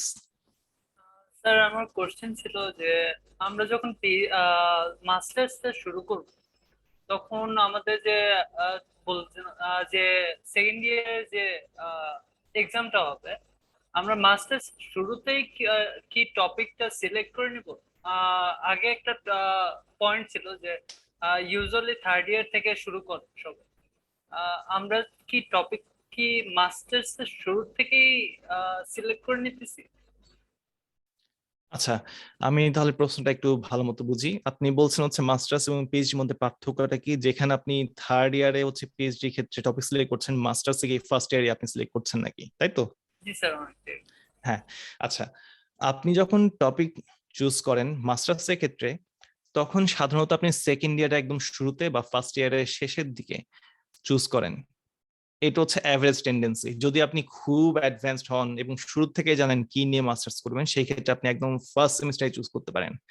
যেমন আমি কি নিয়ে পিএইচডি করব বা কি টপিক নিয়ে কাজ করব, এটা কিন্তু আমি ফার্স্ট সেমিস্টার থেকে শুরু করে দিয়েছিলাম কাজ আমার অ্যাডভাইজারদের সঙ্গে। যদিও আমেরিকাতে আমার ইউনিভার্সিটিতে অফিসিয়ালি অ্যাডভাইজার অ্যাসাইন হয়ে হচ্ছে সেকেন্ড ইয়ারের শেষে, থার্ড ইয়ারের ফার্স্ট সেমিস্টারে। তো এটাই বললাম, এটা পার্সন টু পার্সন ভ্যারি করে, কিন্তু অ্যাভারেজ টেন্ডেন্সি হচ্ছে মাস্টার্স এর ক্ষেত্রে ফার্স্ট ইয়ারের শেষ, সেকেন্ড ইয়ারের শুরু, বা ফার্স্ট ইয়ারের মাঝে আপনি টপিক চুজ করবেন। এবং এটাও মাথায় রাখতে হবে যে আপনার পিএইচডি এবং মাস্টার্স এর ক্ষেত্রে কিন্তু টপিক এ কাজ করার ডিফিকাল্টি আলাদা, এক্সপেকটেশন আলাদা। তো সেই ক্ষেত্রে আপনার প্রোগ্রাম সম্পর্কে জানতে হবে এবং আপনার পটেনশিয়াল যে মাস্টার্স অ্যাডভাইজার তার সঙ্গে আলাপ করতে হবে, তার এক্সপেকটেশন কি, যিনি আপনাকে অ্যাডভাইস করবেন। ওকে। স্যারের কি কমিউনিকেশন আগে থেকেই ছিল যে আর কি মাস্টার্স যার কাছে করেছিলেন কি যার আন্ডারে করেছিলেন? আমি যেহেতু মাস্টার্স প্রথম বাংলাদেশে সেমিস্টার। করেছি। আর হচ্ছে পিএইচডি তে যেটা হয়েছে, পিএইচডি তে হচ্ছে আমি এটা হচ্ছে অনেকটা অন্যভাবে মিলে গিয়েছে। আমি মাস্টার্স বাংলাদেশে যখন করছিলাম তখন আমি যেই টপিকে রিসার্চ করছিলাম সেই টপিকটা তো আমি নিজে চুজ করেছি, যেটা আগে বললাম যে অনেক সমস্যা ফেস করতে হয়েছিল, কিন্তু টপিকটা আমি নিজে চুজ করেছিলাম। তারপরে হচ্ছে আমি ঢাকা ইউনিভার্সিটিতে জয়েন করলাম। সেখানে যখন আমি জয়েন করলাম, আমার নিজে রিসার্চ করতে হবে, তখন আমি নিজে কিছু টপিক নিয়ে কাজ করা শুরু করলাম। আমাদের তখন হচ্ছেন সাকিব স্যার, তখন ডিরেক্টর না মনে হয়, আমাদের একজন স্যার ছিলেন, তার সঙ্গে আমি কোলাবরেট করলাম। আমার আরেকজন কলিগ ছিল, তার সঙ্গে কোলাবরেট করলাম রিসার্চের জন্য। সেই টপিকটার সঙ্গে আমি যে ইউনিভার্সিটিতে অ্যাপ্লাই করেছিলাম সেই ইউনিভার্সিটির সবচেয়ে ভালো যিনি সফটওয়্যার ইঞ্জিনিয়ারিং এর প্রফেসর, তার টপিকের অনেকখানি মিল আছে। তো ওটা ওটা আমি নোটিস করে ওইখানে অ্যাপ্লাই করি, এবং ওইখানে যেহেতু হচ্ছে অ্যাডমিশন মডেলটা সেন্ট্রাল সেন্ট্রাল অ্যাডমিশন মডেল নিয়ে একটু পরে আমি বিস্তারিত ব্যাখ্যা করব, কিন্তু সংক্ষেপে বলতে গেলে অ্যাডমিশন কমিটির বাইরে কারো হাত নাই ওইখানে কে অ্যাডমিশন পাবে। তো অ্যাডমিশন আমি পাইছি, এবং তারা আমাকে বলছে যে তুমি কনফার্ম করবা যে তুমি আমাদের এখানে আসতে চাও। তখন আমি ওই প্রফেসরকে ইমেল করছি যে তোমার ওইখানে কি ল্যাবে পজিশন খালি আছে নাকি, যদি থাকে আমি অলরেডি অ্যাডমিশন পাইছি, আমি তোমার সঙ্গে কাজ করতে ইন্টারেস্টেড। তো যেহেতু এই প্রফেসর জানে যে আমার অ্যাডমিশন আছে, সেই ক্ষেত্রে সে বললো হ্যাঁ আমার ল্যাবে পজিশন আছে, আমি ইন্টারেস্টেড, তোমার কাজও দেখতেছি আমার সঙ্গে মিলতেছে। এইভাবে করে কাজটা শুরু হয়েছে তার সঙ্গে আমার। তো যেহেতু আমি এই কমিউনিকেশন করছি অ্যাডমিশনের পরে, কিন্তু আসার আগে আমি এসে এই বিষয়ে কাজ করা শুরু করতে পারছি। তার মানে আমাদের রিসার্চটা আর কি ভার্সিটির উপর রিসার্চটা আগে থেকে করতে হবে, যে ওইখানে কোনো আর কি ফ্যাকাল্টি আগে ওই টপিকটা নিয়ে কাজ করছে কি এরকম কিছু। এখন এরকম হতেই পারে যে আপনি ব্যাচেলার্স বা মাস্টার্সে, আচ্ছা আমি ধরে নিচ্ছি আপনি শুধুমাত্র বাংলাদেশ থেকে ব্যাচেলার্স করবেন, আপনি ব্যাচেলার্সে যে বিষয় নিয়ে কাজ করেছেন সেটা আপনার আর ভাল লাগতেছে না, বা হচ্ছে এটার থেকেও বেটার কোন একটা টপিক আপনি সুইচ করতে চাচ্ছেন, এটাও কিন্তু হতে পারে। তো সেই ক্ষেত্রে আপনার ওই বিষয়ে পড়াশোনা করে সেই ফ্যাকাল্টি মেম্বারের সঙ্গে কথা বলতে হবে, এবং সেই ক্ষেত্রে আপনি যদি দেখাতে পারেন যে আপনার বর্তমান টপিকের যে এক্সপার্টাইজ সেটা এখানে ট্রান্সলেট হবে, বা সেগুলো আপনাকে অ্যাডভান্টেজ দিবে, সেক্ষেত্রে আরো ভালো। Okay, thank you. No problem. আর যে কেউ যে কোনো সময় হ্যান্ড রেজ করতে পারেন কোয়েশ্চেন করার জন্য, কোনো সমস্যা নাই। আমি আমি বরং কোয়েশ্চেন পাইলে ভাল লাগে, মনে হয় যে লোকজন শুনতেছে কথাবার্তা, নাহলে মনে হয় একা একা কথা বলতেছি। তো আচ্ছা, তারপরে যেটা সেটা হচ্ছে বাংলাদেশিরা আছে নাকি ওখানে, এইটা একটা বেশ মজার জিনিস। কারণটা হচ্ছে যদি বেশি বাংলাদেশি থাকে তাইলেও সমস্যা হতে পারে, আবার কম বাংলাদেশি থাকলেও সমস্যা হতে পারে। কম বাংলাদেশি হলে সমস্যা কি সেটা তো বুঝতেই পারতেছেন, যে কথা বলা লোক নাই। বেশি বাংলাদেশি হলে আবার এটা সমস্যা হতে পারে যে ওখানে বাংলাদেশিরা গিয়ে কিন্তু একটা বাংলাদেশ তৈরি করে ফেলে, এবং বাংলাদেশ তৈরি করে ফেললে হয়তো সেটা আপনার রিসার্চের জন্য প্রোডাক্টিভিটির জন্য ভালো হবে নাকি সেটা আপনি বলতে পারবেন। আমি বলছি না যে বাংলাদেশি সবসময় বেশি হইলে এরকম হয়, ক্ষেত্র বিশেষে হতে পারে। তো ওইটা একটু খেয়াল করে বুঝে আলাপ করে আগালে ভালো। তারপর হচ্ছে যেটা বললাম একটু আগে, সেন্টার অ্যাডমিশন নাকি ব্যক্তিগত। সেন্টার অ্যাডমিশন ইউএসএ তে যেটা হয় সেটা হচ্ছে, ফর এক্সাম্পল উইলিয়াম এর কথা বলি। উইলিয়াম এন্ড ম্যারিতে যেহেতু তারা হচ্ছে কমনওয়েলথ ইউনিভার্সিটি, তাদের ফান্ডিং এর অভাব নাই। তারা যেটা করে তারা হচ্ছে বলে যে প্রথম অ্যাডমিশনটা হচ্ছে আমরা অ্যাডমিশন কমিটির মাধ্যমে দিব, এবং যেই আসবে তাকে আমি 2 বছর স্পন্সর করব, অ্যাডভাইজরের টাকা থাকুক আর না থাকুক। স্টুডেন্টের কাজ হচ্ছে পাশ করা, সে ফার্স্ট ইয়ার পাশ করবে, সেকেন্ড ইয়ারে তার ফান্ডিং কন্টিনিউড হবে। সেকেন্ড ইয়ারের মধ্যে সে যত প্রফেসরের সঙ্গে আলাপ করতে চাই করতে পারবে, এবং যাদের সঙ্গে কোলাবরেট করতে পারবে। সেকেন্ড ইয়ারের শেষে সে হচ্ছে চুজ করবে তার অ্যাডভাইজর কে হবে। এই মডেলের যেটা সবচেয়ে সুবিধা সেটা হচ্ছে এই ক্ষেত্রে স্টুডেন্ট কিন্তু এক্সপেরিমেন্ট করতে পারে, এক্সপিরিয়েন্স করতে পারে কোন ফ্যাকাল্টি মেম্বার কিরকম, কার সঙ্গে কাজ করে ভালো লাগে। অনেকে এরকম হয় যে প্রত্যেক সেমিস্টার একটা একটা করে ফ্যাকাল্টির সঙ্গে কাজ করে, এবং লাস্টে গিয়ে আরেকজন মানে ফাইনালি একজন চুজ করে ফ্যাকাল্টি মেম্বার যার সঙ্গে সে পুরো পিএইচডি পথটা জুড়ে হাঁটবে।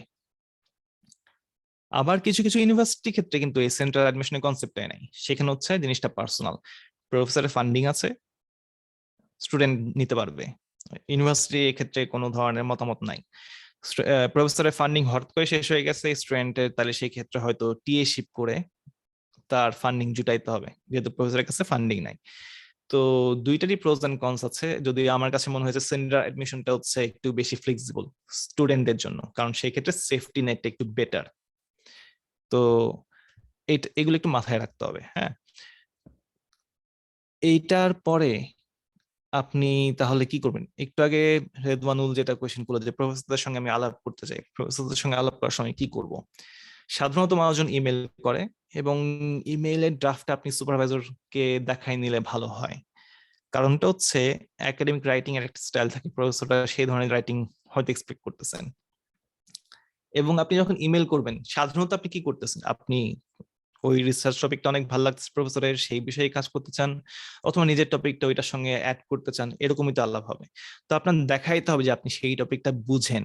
এখন বোঝা মানে আসলে কি বোঝায়? এটা মানে হচ্ছে ওই দুটা কোয়েশ্চেন রেজ করা, এটা এরকম কেন, এটা ওরকম না কেন, সেটা কিরকম। একটা র্যান্ডম এক্সাম্পল দেই, স্যার আপনার ম্যালওয়্যার অ্যানালাইসিস ভালো লাগছে, ইমেল শেষ, এটা এটা ভালো অ্যাপ্রোচ না। কিন্তু একদম মানে এখানে আমি জাস্ট কিছু জার্গন কিওয়ার্ড ইউজ করছি, আপনার বাইসিয়ান ক্লাসিফায়ার ব্যবহার করে যে ম্যালওয়্যার বানাইছেন সেটা আমার খুব ভালো লাগছে, কিন্তু আসেন তো চিন্তা করে দেখি আমরা এখানে এনগ্রাম বেসড ল্যাঙ্গুয়েজ মডেল ব্যবহার করলে এটা কি কাজ করবে, এটা কেমন কাজ করবে সেটা নিয়ে আমি কিছু পরীক্ষা নিরীক্ষা করছি, সেটা নিয়ে আমার কাছে মনে হচ্ছে এটা একটা বেটার অ্যাপ্রোচ। এই বিষয়ে আমি আপনার সঙ্গে ফার্দার আলাপ করতে যাচ্ছিলাম যে আপনি এই বিষয়ে ভেবেছেন নাকি, বা হচ্ছে এই বিষয়ে আপনার কোলাবোরেশন করার ইচ্ছা আছে নাকি। এইভাবে আপনি আলাপটা শুরু করবেন। তো প্রায় সময় শেষ, আহ, 1 ঘন্টা প্রায় হয়ে গিয়েছে মনে হয়। তো সারসংক্ষেপে রিসার্চ, এই স্কিলটা আপনার গেইন করতে হবে, আপনার এক্সপার্টাইজ গ্রো করতে হবে। রিসার্চ মানে যে পাবলিকেশন ব্যাপারটা এরকম না, এর মানে হচ্ছে আপনার ওই যে এটা এরকম কেন, ওটা ওরকম কেন, এই প্রশ্নগুলো বুঝতে হবে, এইগুলো রেজ করতে হবে, এবং এইগুলো যদি আপনি রেজ করেন আপনি বুঝতে পারবেন, কোন একটা টপিকের ডেপথে যেতে পারবেন। এই অভ্যাসটা গ্রো করতে হবে। প্লাস নোট করতে হবে, নোট করার অভ্যাসটা যত তাড়াতাড়ি শুরু করবেন, পেপার পড়ার অভ্যাসটা যত তাড়াতাড়ি শুরু করবেন, আপনার লাইফ তত বেশি ইজিয়ার হবে, ট্রাস্ট মি। আদারওয়াইজ পেপার একটা দেখা যাবে হচ্ছে আপনার পড়তে লেগে যাচ্ছে 12 ঘন্টা একটা পেপার। এবং এই 12 ঘন্টা লাগাটা কিন্তু খুব স্বাভাবিক, কারণটা হচ্ছে কি, টপ টিয়ার কনফারেন্সের পেপার গুলো যেগুলো আমরা বলি হচ্ছে বেস্ট অফ দ্য বেস্ট, সেইগুলো এক একটা করতে দেখা যায় 1 থেকে 2 বছর লেগে যাচ্ছে কাজ। সেই 2 বছরের কাজ কেউ যখন 12টা মাত্র পেজ ব্যবহার করে প্রকাশ করে, অবভিয়াসলি সেটা বুঝতে মানুষজনের কষ্ট হওয়া উচিত। তো সেটা যখন আপনি প্রথমবার পড়বেন আপনার অবশ্যই অবশ্যই অবশ্যই 3-4 দিনও লাগতে পারে, কিন্তু যত আপনি পেপার পড়বেন তত আপনার আস্তে আস্তে হচ্ছে ব্যাকগ্রাউন্ড নলেজ বাড়বে, স্কিল বাড়বে, এক্সপার্টাইজ বাড়বে, তত আপনার জন্য পেপার পড়াটা সুবিধাজনক হবে। তো এই জিনিসটা আপনি যত তাড়াতাড়ি শুরু করবেন আপনার জন্য তত বেটার, যদি আপনি জানেন যে আপনি এই ফিল্ডে কাজ করতে চান। না হলে বেসিক রিসার্চের যে মেথোডোলজি, যে টেকনিক, সেগুলো নিয়ে পেপার পড়েন, সেক্ষেত্রে আপনার বেসিকলি স্ট্রং হবে। তারপর হচ্ছে আপনার আন্ডারগ্রেডে আপনি যেসবের উপর ফোকাস করবেন, সিজিপি এর উপর ফোকাস করবেন, শক্তপোক্ত ধারণা তৈরি করবেন ব্যাকগ্রাউন্ড নিয়ে, কোন বিষয়ে আগ্রহ আপনার গবেষণা সেটা নিয়ে চিন্তা করবেন, সেটা বোঝার চেষ্টা করবেন, এক্সপেরিমেন্ট করবেন।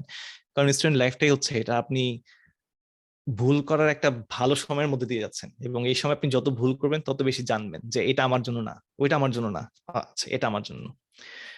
আর হচ্ছে আপনার অ্যাডভাইজারের সম্পর্কে ভাবতে হবে যে অ্যাডভাইজার লোকটা কিরকম, সে আপনার সঙ্গে মিলিয়ে চলতে পারবে নাকি, আপনি তার সঙ্গে মিলিয়ে চলতে পারবেন নাকি, দুইজন দুইজন মিলে উইন উইন সিচুয়েশন তৈরি করতে পারবেন নাকি।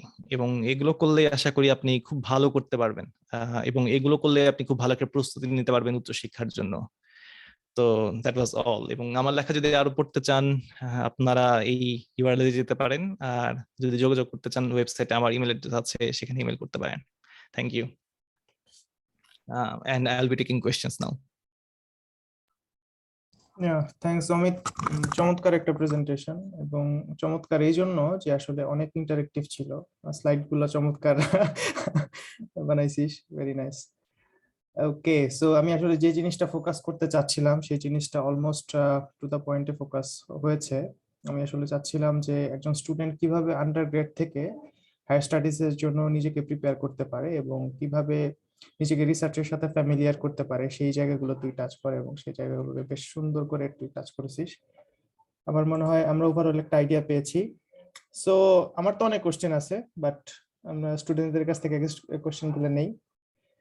So now the floor is for the students. So আপনারা যার যা ইচ্ছা সেই ইচ্ছা মতো কোশ্চেন করেন। আসসালামু আলাইকুম স্যার, আমার একটা কোশ্চেন ছিল। আহ, আমরা প্রফেসরদের সাথে কন্ট্যাক্টের ব্যাপারে, যদি সেন্ট্রালি প্রফেসরদের সাথে কন্ট্যাক্ট করার পরে যদি ওনারা এনকারেজ করেন বাট ফান্ডিং এর ব্যাপারে কোনো ইনফরমেশন না দেন, বলেন যে সেন্ট্রালি অ্যাপ্লাই করতে এবং স্টেটমেন্ট অফ পারপাসে ওনাদের নাম মেনশন করতে, ইন দ্যাট কেস প্রবাবিলিটি কেমন থাকে পরবর্তীতে অ্যাডমিশন পাওয়ার পরে ফান্ডিং পাওয়ার? আচ্ছা, এইটা ইউনিভার্সিটি টু ইউনিভার্সিটি ভ্যারাই করে। আমি একটু কোয়েশ্চেনটা রিপিট করি তাহলে, একটু ভালো মতো বোঝার জন্য। হ্যাঁ, ভুল হলে তাহলে শুধরিয়ে দেবেন প্লিজ। সেটা হচ্ছে আপনি বলছেন যে ফর এক্সাম্পল কোন একটা ইউনিভার্সিটি সেন্ট্রাল অ্যাডমিশন মডেলে চলে, এবং সেই ইউনিভার্সিটিতে আপনি যখন অ্যাপ্লাই করছেন, প্রফেসরের সঙ্গে কমিউনিকেট করছেন, প্রফেসর পজিটিভ এবং উনি এনকারেজ করেছেন স্টেটমেন্ট অফ পারপোজে আপনি তার নাম লেখেন, এটা সেই ক্ষেত্রে আপনার অ্যাডমিশন পাওয়ার চান্স কি বেড়ে গেল নাকি সেটা আগে যা ছিল তাই, তাই তো? স্যার, অ্যাডমিশন ও ফান্ডিং দুটাই? হ্যাঁ হ্যাঁ, আমি আসলে নন ফান্ডেড অ্যাডমিশন আর গোনায় ধরতেছি না, ঠিক আছে? আচ্ছা। আপনাদের সুবিধা আমি চাই আপনারা ফান্ডিং পান, নন ফান্ডিং আপাতত আলাপ করবো না। তো এই ক্ষেত্রে আপনার কয়েকটা জিনিস খেয়াল করতে হবে। একটা হচ্ছে সেন্ট্রাল অ্যাডমিশন মানে কিন্তু ওই প্রফেসরের হাতের বাইরে অ্যাডমিশনটা। উনি ওই কমিটিতে থাকলেও ওইটা হাতের বাইরে চলে যাবে। কেন? কারণটা হচ্ছে কমিটিতে অলওয়েজ কিছু লোক থাকবে যারা ভেটো দিতে পারবে যদি খুব অপছন্দের কিছু থাকে, অথবা তাদের নিজেদের কোনো একটা স্ট্রং ক্যান্ডিডেট থাকে যাকে তারা নিতে চায়, এবং প্রত্যেকটি ইউনিভার্সিটিতে হয়তো একটা হায়ার লিমিট থাকে, যে লিমিটের পরে তারা স্টুডেন্ট নিতে পারবেন না। তো এইগুলো আপনার মাথায় রাখতে হবে, এক। আর দুই হচ্ছে ফান্ডিং এর ব্যাপারটা, কেউ যদি পজিটিভ হন কিন্তু সেন্ট্রাল অ্যাডমিশন থাকে, সেই ক্ষেত্রে হয়তো উইলিয়াম ম্যারির মতোই অ্যাপ্রোচ এখানে, যে প্রথম 2 বছর আপনার চিন্তা করতে হচ্ছে না, এবং তারপরে হচ্ছে আপনার ওই প্রফেসরের সঙ্গে কাজ করতে হবে যদি উনি রাজি থাকেন। এখন তার ফান্ডিং আছে নাকি সেটা আপনার দেখতে হবে, এবং ওনার যদি ফান্ড থাকে সেই ক্ষেত্রে উনার সেটা খরচ করতে হবে। আমেরিকাতে বলেন, যে কোনো জায়গায় বলেন পৃথিবীতে, কেউ যদি রিসার্চের জন্য ফান্ড পায় এবং সেটা খরচ করতে না পারে, সেটা তার ক্যারিয়ারের জন্য খারাপ। কারণ সে তার মানে হচ্ছে ফান্ডিংটা হুদাই নিয়েছে গভর্নমেন্টের বা অন্য ফান্ডিং এজেন্সি, টাইম নষ্ট করছে। সুতরাং সে নিজের গরজে ওটা খরচ করতে চাইবে। বাকিটা হচ্ছে আপনার পারফরমেন্সের উপর। আপনার পারফরমেন্স ভালো হলে উনি আপনাকে রাখবেন, কিন্তু ওনার কাছে যদি জাস্টিফিকেশন থাকে যে এই স্টুডেন্টকে আমি নিছিলাম, ফান্ডিং দিতে চাইছি, কিন্তু সে পারফর্ম করে নাই ঠিক মতো, সেহেতু আমি বাদ দিচ্ছি, সেই ক্ষেত্রে সেটা জাস্টিফাই করতে পারতেছে। তো সব মিলিয়ে তাহলে আনসারের সামারি এটা কি? সামারি এটা হচ্ছে অ্যাডমিশনের ক্ষেত্রে চান্স বাড়তে পারে যদি উনি নিজে অ্যাডমিশন কমিটিতে থাকেন, কিন্তু অ্যাডমিশন কমিটিতে কারা থাকে সেটা পাবলিক ইনফরমেশন না।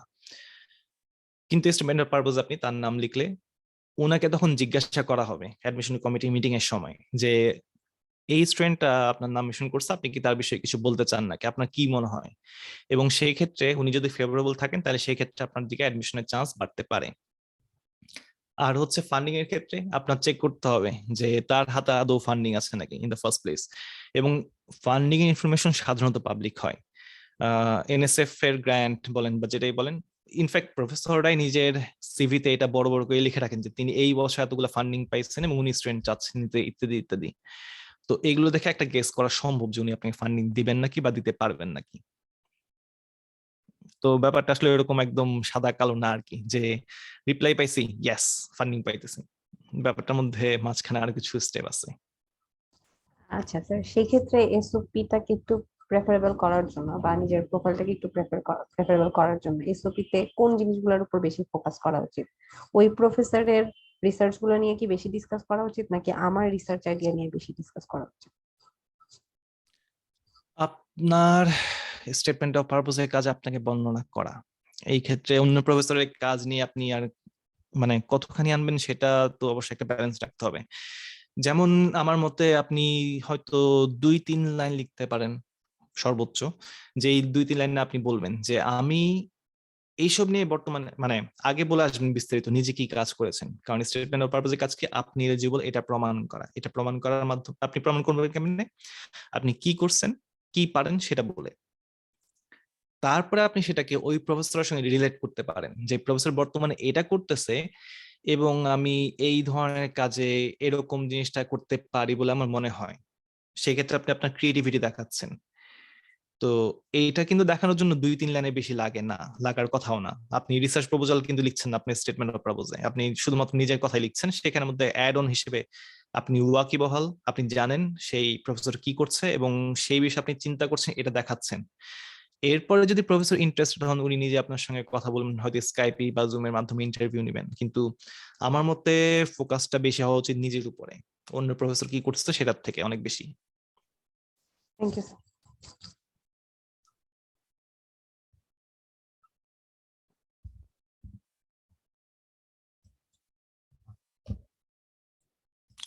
So anyone else?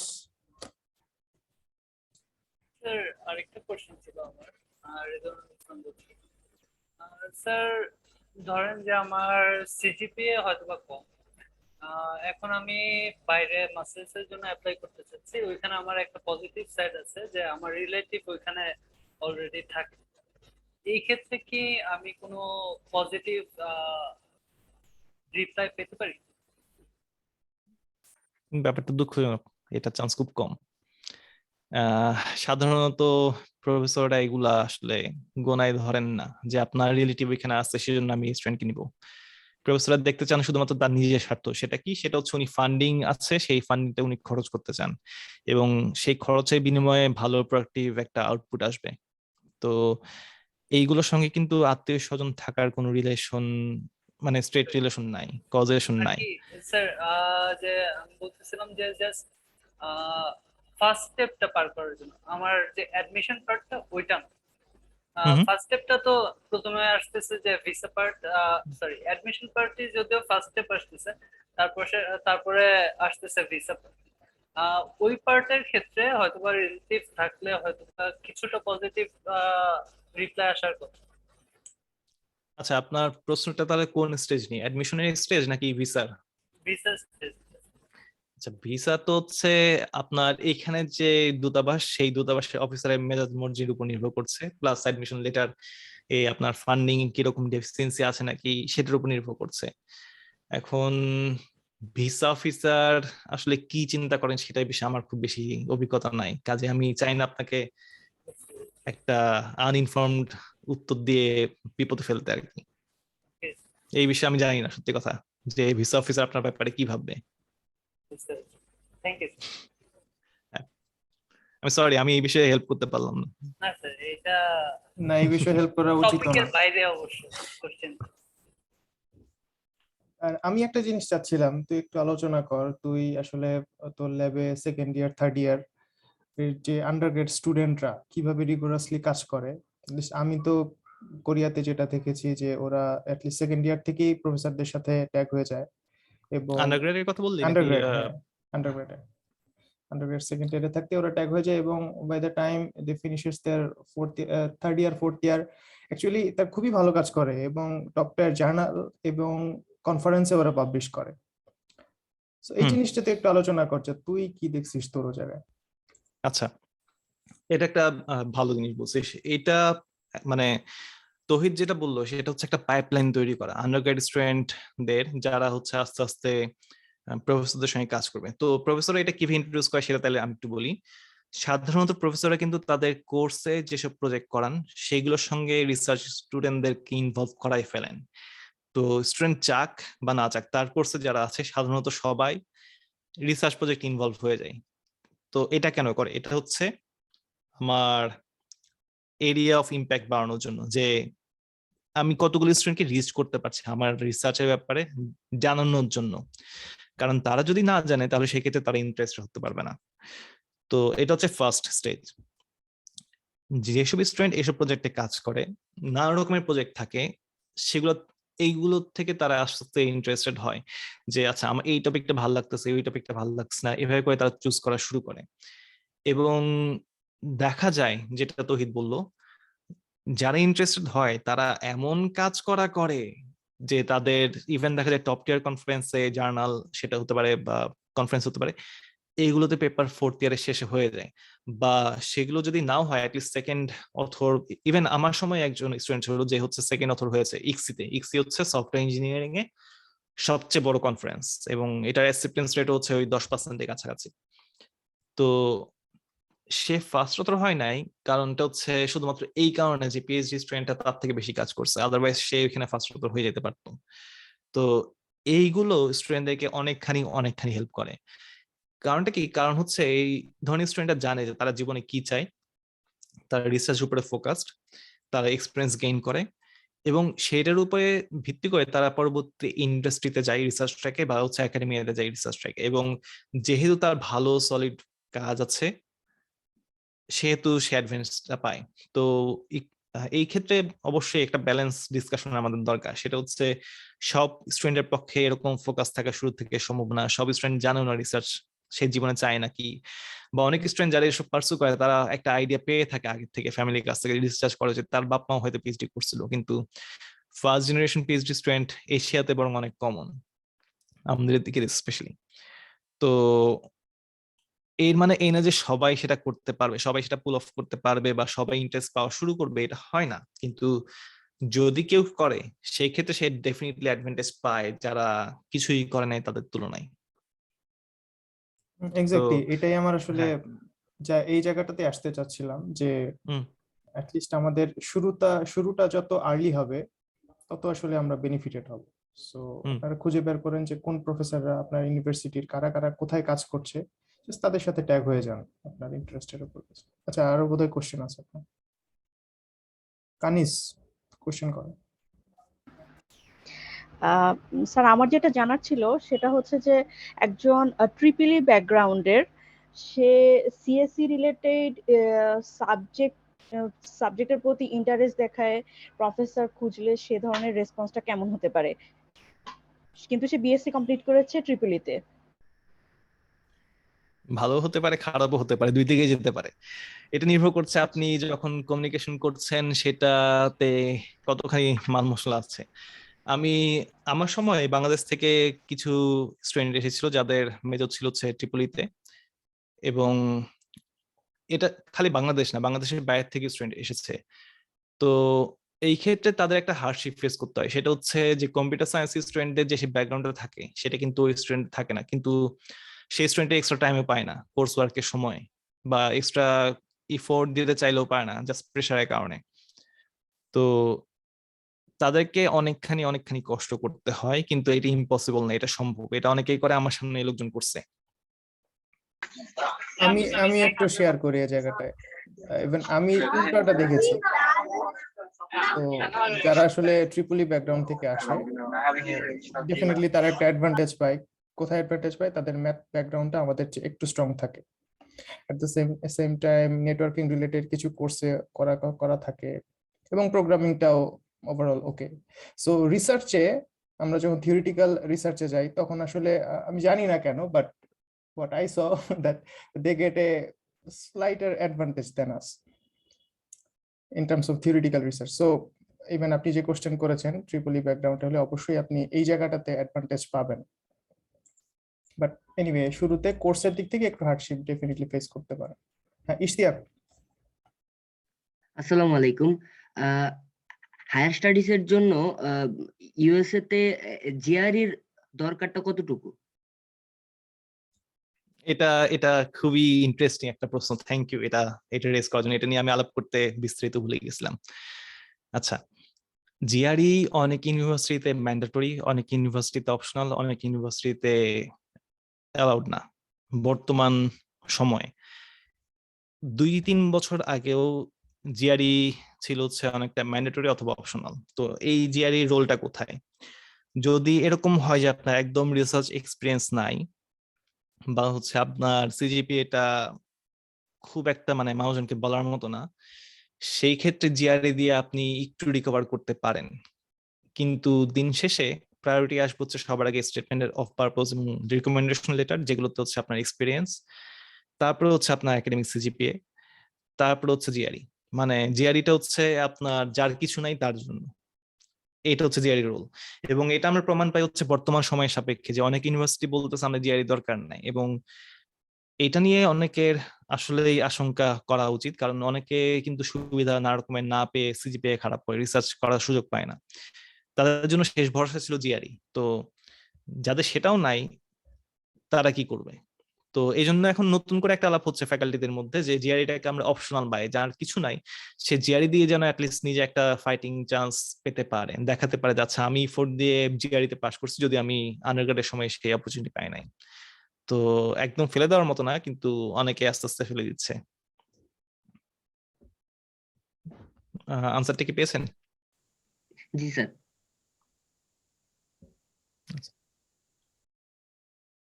কানিজ আপনি কি কোশ্চেন করবেন? সগির, হ্যাঁ কোশ্চেন করেন। স্যার আমার একটা কোশ্চেন ছিল যে মাস্টার্সে অ্যাডমিশনের জন্য যে আমরা মানে লাইক আমি 5টা ইউনিভার্সিটিতে অ্যাপ্লাই করবো, যে 1-2টা টপ ইউনিভার্সিটিতে, 2টা হচ্ছে যে মিড র্যাঙ্ক ইউনিভার্সিটিতে, বা একটা হচ্ছে লোয়ার র্যাঙ্ক ইউনিভার্সিটিতে। তো আমি ঠিক মানে কি কি ফ্যাক্টর অ্যাকচুয়ালি বিবেচনা করে আমি অ্যাপ্লাই করবো যে আমি এডমিশন পাওয়ার ক্ষেত্রে একটা গেস করতে পারি? আচ্ছা, এটা হচ্ছে তার মানে ডিস্ট্রিবিউশন তৈরি করা যে আপনি কতগুলো জায়গায় অ্যাপ্লাই করবেন। সাধারণত আপনি যেটা বললেন যে হচ্ছে 3টা টাইপের জায়গায় অ্যাপ্লাই করতে হয়। সাধারণত একটা মানুষ 10টা মিনিমাম ইউনিভার্সিটিতে অ্যাপ্লাই করে এবং সেটার মধ্যে হয় হচ্ছে 2টা টপ টিয়ার, যেগুলোর মধ্যে ঢুকতে পারলে জীবন ধন্য হয়ে যাবে। 2টা থাকে হচ্ছে একদম বটম টিয়ার, যে ইউনিভার্সিটিগুলো আপনার পাইলে ধন্য হয়ে যাবে, এবং বাকিগুলো হচ্ছে মিডিয়াম, মাঝামাঝি, যেগুলোতে আপনি গেলেও তারা খুশি এবং তারাও, এবং আপনিও খুশি তারাও খুশি, ব্যাপারটা হচ্ছে এরকম। তো কিসের ভিত্তিতে এই র্যাঙ্কিং গুলা করবেন? 1 নম্বর যেটা বললাম যে অ্যাডভাইজর কিরকম সেটা দেখতে হবে। অ্যাডভাইজর ভালো, আপনার জীবন ভালো; অ্যাডভাইজর খারাপ, আপনার জীবন ধ্বংস, ইউনিভার্সিটি যাই হোক, ডিপার্টমেন্ট যাই হোক। সেকেন্ড, ডিপার্টমেন্টের অবস্থা কি, ফান্ডিং কিরকম পায়, স্টুডেন্ট টু টিচার রেশিও কেমন, সেখানে রিসার্চ কালচার কিরকম, বা সেখানে মাস্টার্স এর রিকোয়ারমেন্ট গুলো কি কি, এগুলো দেখবেন। সবশেষে র্যাঙ্কিং এর দিকে তাকাবেন। এই আমি হলে এগুলো চেক করতে লিস্ট করা শুরু করেছিলাম। আমার ইউনিভার্সিটির লিস্টে এই ফ্যাক্টর গুলো ছিল যে আচ্ছা যেই প্রফেসরের প্রতি আমি ইন্টারেস্টেড তার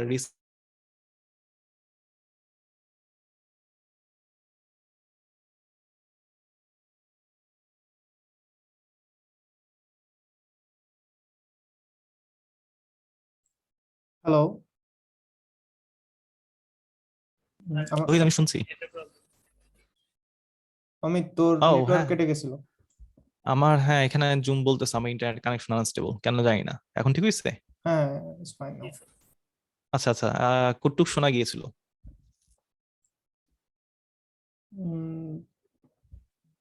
তুই আবার সামারি করে দে। আচ্ছা আচ্ছা, গুড। তো যেটা বলছিলাম যে যেটুকু আপনার, সরি আমি একটু ইন্টারাপ্ট করি, যেটুকু হচ্ছে আপনি যখন অ্যাপ্লাই করার সময় লিস্ট করবেন, ওটুকু পর্যন্ত লাস্ট আসছিল আর কি। আপনি 5 apply করার সময়, ইউনিভার্সিটিতে অ্যাপ্লাই করার সময় একটা লিস্ট করছেন না, আপনি নিজে পার্সোনালি আচ্ছা আচ্ছা অ্যাপ্লাই আচ্ছা করার আচ্ছা, সময়, হ্যাঁ ওই হ্যাঁ, ওখান থেকে বুঝছি। ওখানে। Thank you thank you. Thank you. আচ্ছা, আমি যেটা লিস্ট করেছিলাম সেটার মধ্যে আমার ফ্যাক্টর ছিল হচ্ছে যার প্রতি আমি ইন্টারেস্টেড, যে ফ্যাকাল্টি, হ্যাঁ ফার্স্ট প্রায়োরিটি ছিল হচ্ছে ফ্যাকাল্টি, যে ফ্যাকাল্টির প্রতি আমি ইন্টারেস্টেড তার ইউনিভার্সিটি কোনটা, এটার সাপেক্ষে আমি লিস্ট করছিলাম ফার্স্টে।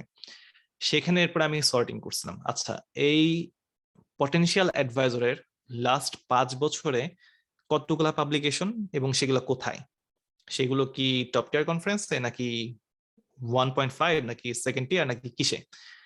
তারপরে হচ্ছে ডিপার্টমেন্টটা কম্পিউটার সায়েন্স হিসেবে কতটুকু পরিচিত, বা হচ্ছে ডিপার্টমেন্টের র্যাঙ্কিং কিরকম। তো আমি ইউনিভার্সিটি র্যাঙ্কিং এর দিকে তাকাই নাই। আমার কাছে ইউনিভার্সিটি র্যাঙ্কিং পয়েন্টলেস লাগছে, কারণ তো হচ্ছে ইউনিভার্সিটি র্যাঙ্কিং দিয়ে তেমন একটা বেশি কিছু এক্সপ্রেস করা যায় না। ইউনিভার্সিটি র্যাঙ্কিং করার সময় অনেক কিছু ফোকাস করে, যেমন ক্যাম্পাস দিক থেকে এরকম, লোকজন কিরকম সুবিধা পায়, জীবনযাপন উন্নত নাকি, এইগুলা এগুলা দিয়ে আমার কোনো কিছু যায় আসে না। যদি রিসার্চ এনভায়রনমেন্ট ভালো থাকে তাহলে সেই ক্ষেত্রে অবশ্যই র্যাঙ্কিং বাড়বে, সুতরাং ওইটা আসবেই। তো এগুলো ফোকাস করেই আমি র্যাঙ্কিংটা করেছিলাম সেই সময়টাই। হ্যাঁ, কানিস। আমার আরেকটা কোশ্চেন ছিল, যদি কারোর বিএসসির পর মাস্টার্স করতে বেশ দেরি হয় এবং তারপর কি তার আর কোনো চান্স আছে যে সে মানে পিএইচডির জন্য নিজেকে প্রিপেয়ার করতে পারে? Study gap, right? প্রশ্নটা আমি একটু বুঝি। মানে আচ্ছা এটা আমি একটু ডিটেইলসটা বলি। হ্যাঁ জি, হ্যাঁ আমি বিএসসি করেছি 10 বছর আগে, মাস্টার্স শুরু করেছি নতুন করে। আমি এই 10 বছরে পিএইচপি রিলেটেড জব করি। হ্যাঁ, এই 10 বছর ধরে আমি প্রজেক্ট ম্যানেজার হিসেবে আছি লাস্ট যেখানে জব করি। তো আমি যদি এখন কোনোভাবে যেহেতু মাস্টার্স করছি, ইন্টারেস্টেড কিছু ফিল্ড পেয়েছি, তো আমি যদি এখন কোনো জায়গায় অ্যাপ্লাই করার জন্য নিজেকে প্রিপেয়ার করি, তাহলে আমি সেভাবে কিভাবে প্রিপেয়ার করতে পারি? আচ্ছা, অন্যরা খেয়াল করছেন নাকি জানি না, উনি যখন কোয়েশ্চেনটা করছেন আমার হাসিটা বাড়তেছিল, কারণ যখন উনি বলছেন যে ইন্ডাস্ট্রিতে কাজ করি এবং 10 বছরের মতো এক্সপিরিয়েন্স প্লাস প্রজেক্ট ম্যানেজার, তখন আমার মনে হয়েছে ভাই উনারে মানুষ চাইবে। কেন চাইবে বলি, কম্পিউটার সায়েন্স, সফটওয়্যার ইঞ্জিনিয়ারিং এগুলো কিন্তু দিন শেষে হচ্ছে অ্যাপ্লাইড কাজকর্ম নিয়েই থাকে, এবং যারা প্রোগ্রামিং পারে তাদের দাম বেশি, যাদের ইন্ডাস্ট্রি এক্সপিরিয়েন্স আছে তাদের দাম বেশি। তো স্টিল আপনার গ্যাপটা আছে, সেই গ্যাপটা আপনার কিন্তু এই ক্ষেত্রে আপনি বলছেন হয়তো চিন্তা করছে এটা একটা ডিসঅ্যাডভান্টেজ, আমার কাছে মনে হচ্ছে এটা অ্যাডভান্টেজ, আপনার সেভাবেই সেটাকে সেল করতে হবে। যে আপনি এই সময়টাই যে বিরতিটা ছিল একাডেমিক দিক থেকে, সেই সময়টা কিন্তু আপনি ইন্ডাস্ট্রি পার্সপেক্টিভ গেইন করছেন, সেটাকে যদি রিলেট করতে পারেন আমার মতে এটা আপনার সবচেয়ে বেশি কাজে লাগবে। আপনি 10 বছর এক্সপিরিয়েন্স নিয়ে রিসার্চে সেটা কাজে লাগাচ্ছেন, ট্রান্সলেট করতেছেন, এটা আপনার সবচেয়ে স্ট্রেংথ বেশি হবে। আর হচ্ছে আমি একটু একটা জায়গায় কনফিউজ, সেটা হচ্ছে আপনি কি বলছেন আপনি বর্তমানে মাস্টার্স করতেছেন তারপরে পিএইচডি করতে চান নাকি মাস্টার্স এর দিকে যেতে চান, এটা যদি একটু বলতেন। আমি মাস্টার্সটা কমপ্লিট করে পিএইচডি তে অ্যাপ্লাই করতে চাই। সেক্ষেত্রে কি ফান্ডিং পাওয়া সম্ভব কিনা, কিংবা কি বলে এই যে লাইক নিজেকে এক্সপ্রেস করার জন্য আমি হয়তো বা আমার এক্সপিরিয়েন্স গুলো দিলাম, তারপরেও তো তারা পাবলিকেশন বা পেপারস এই রিলেটেড কিছু যদি তখন চাহিদায় থাকে, তখন আমার সেই হিসাবে কিভাবে প্রিপেয়ার করতে পারি যাতে আমি মাস্টার্সটা কমপ্লিট করে পিএইচডির জন্য অ্যাপ্লাই করতে পারি। এই জন্য আমি এই মাস্টার্স টাইমটা কাজে লাগাতে চাচ্ছি। গুড। আচ্ছা, সেই ক্ষেত্রে আমি যেটা জানতে চাইবো, মানে আপনার কাছে জানতে চাচ্ছি না, সবার জন্যই বলছি, আমি নিজের কাছে যেটা জানতে চাইবো সেটা হচ্ছে আমার মাস্টার্সটার সঙ্গে আমি যে বিষয়ে পিএইচডি করতে চাই সেটা রিলেটেবল নাকি, মানে একই ফিল্ডে থাকবো নাকি, এবং সেই ফিল্ডে পিএইচডিতে ফান্ডিং আছে নাকি ফার্স্ট। তারপর আমি যেটা করব সেটা হচ্ছে আমি মাস্টার্সে কোন ইয়ারে আছে আমি আমি তো জানি না আপনি কোথায়, কিন্তু আমি যেটা করব সেটা হচ্ছে অন্ততপক্ষে একটা ছোটখাটো হলেও পেপার তৈরি করার এবং সাবমিট করার চেষ্টা করব, যেটা হয়তো লিটারেচার সার্ভে হতে পারে, সেটা হয়তো টিউটোরিয়াল পেপার হতে পারে, ওয়ার্কশপ পেপার হতে পারে। কিন্তু আমি চেষ্টা করব আমার ফাইটিং চান্স বাড়ানোর জন্য। ডিপেন্ড করছে আমার হাতে কতখানি সময় আছে বা আমি কতখানি সময় নিতে চাই পিএইচডি তে যাওয়ার আগে। এখন এটা সম্ভব নাকি, মানে পিএইচডি থেকে আপনার এই গ্যাপ থেকে কেউ বাদ দিবে নাকি, কেউ বাদ দিবে না, বরং আমি যেটা বললাম যে আপনার এক্সপিরিয়েন্সটার কিন্তু এখানে ভ্যালু আছে। প্লাস আপনি যেটা বললেন সেটা হচ্ছে যে আপনার অলরেডি পাবলিকেশন কোনো নাই, সেই ক্ষেত্রে ডিসঅ্যাডভান্টেজ আছে নাকি। তো একটু আগে এটা বলেছিলাম যে কেউ কিন্তু আশা করে না যে পাবলিকেশন থাকবে আন্ডারগ্রেডে। রিসার্চ এক্সপিরিয়েন্স হ্যাঁ, রিসার্চ স্কিল হ্যাঁ, কিন্তু রিসার্চ পাবলিকেশন এটা একটা অন্য লেভেলের বিস্ট, এটা আশা করে না। কিন্তু যদি আপনি দেখাইতে পারেন, ওই জন্য বললাম আপনার ফাইটিং চান্স বাড়ানোর জন্য সময়ের উপর নির্ভর করছে কতখানি আপনি সময় ম্যানেজ করতে পারবেন মাস্টার শেষ করে পিএইচডি তে অ্যাপ্লাই করার আগে।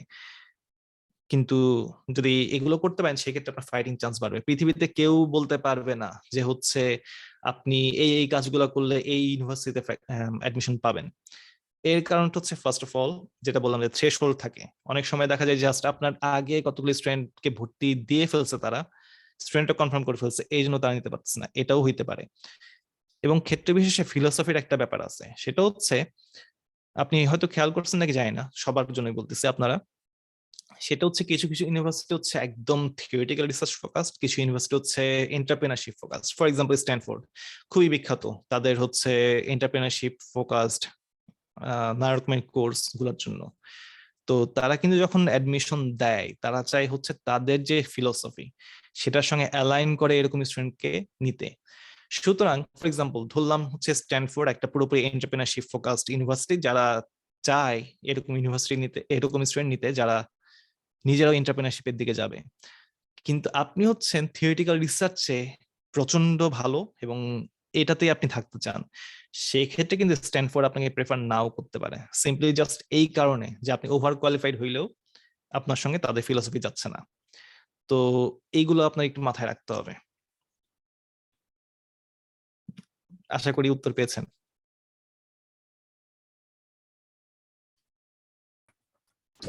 জি ধন্যবাদ।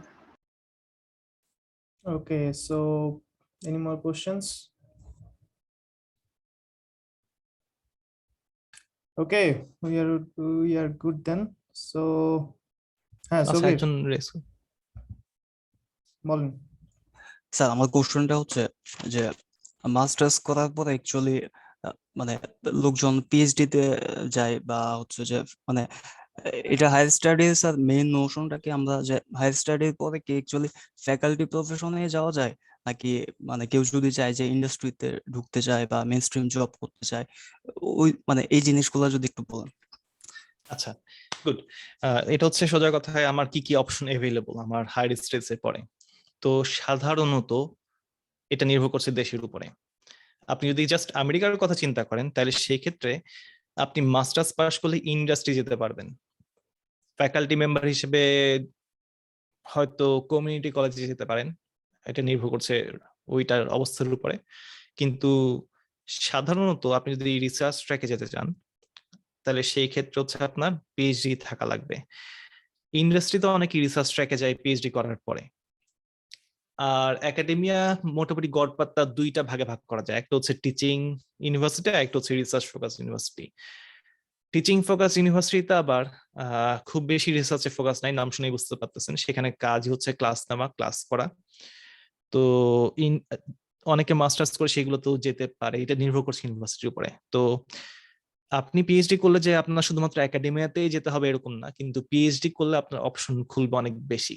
মাস্টার্স করলে অপশন অতগুলো খুলবে না। মাস্টার্স করলে মোটামুটি ধরে নেওয়া যায় যে আপনি ইন্ডাস্ট্রি যে কোনো জায়গায় অ্যাপ্লাই করতে পারবেন এবং একাডেমিয়াতে কিছু ক্ষেত্রে, পিএইচডি ক্ষেত্রে সব জায়গায়।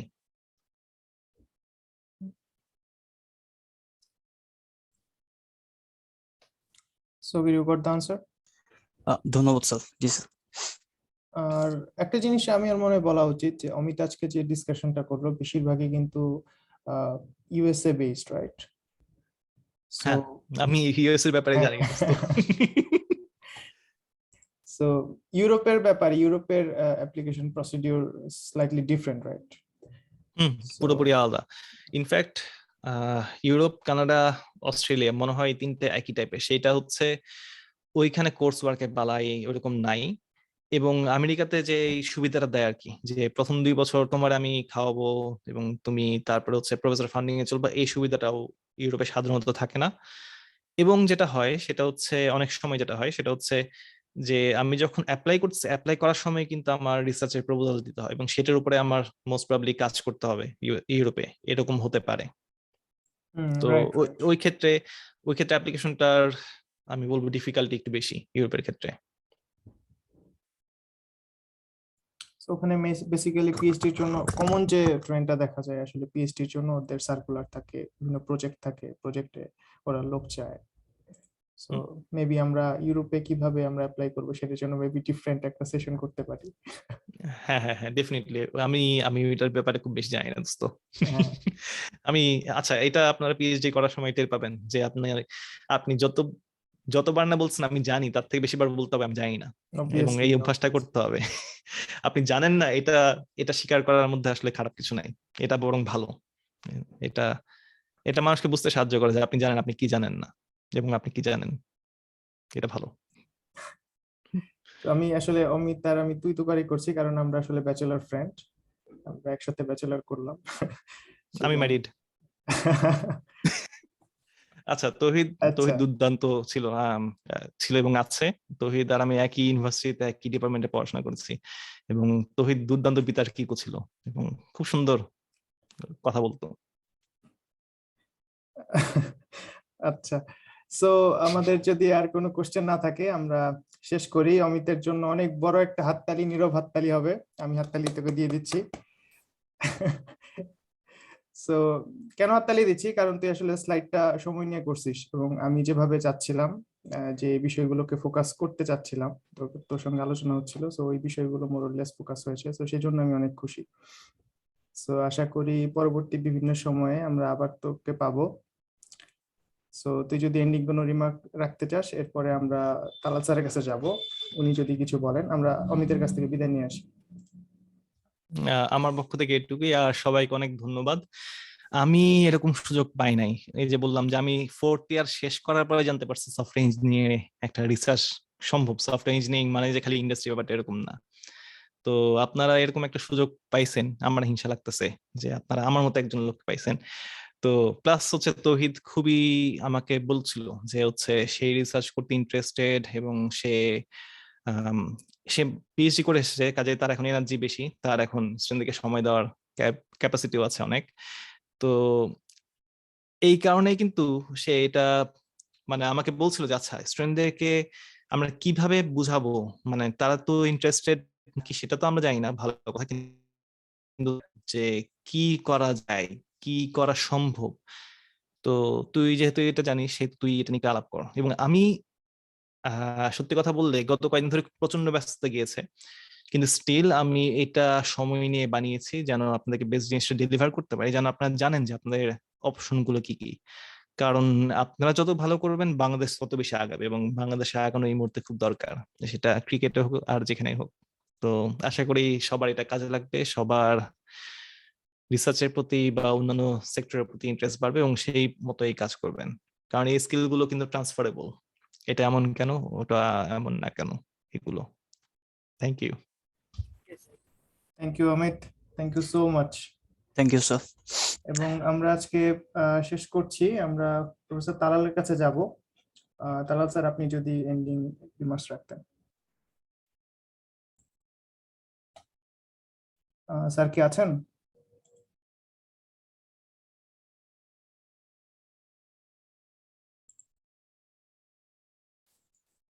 Hello, hello. তালাল আমার স্যার। কথা শোনা যায়? জি স্যার, শোনা হ্যাঁ হ্যাঁ, যাচ্ছে স্যার, it's প্লিজ। fine. হ্যাঁ, না, আমি অনেকক্ষণ শুনলাম।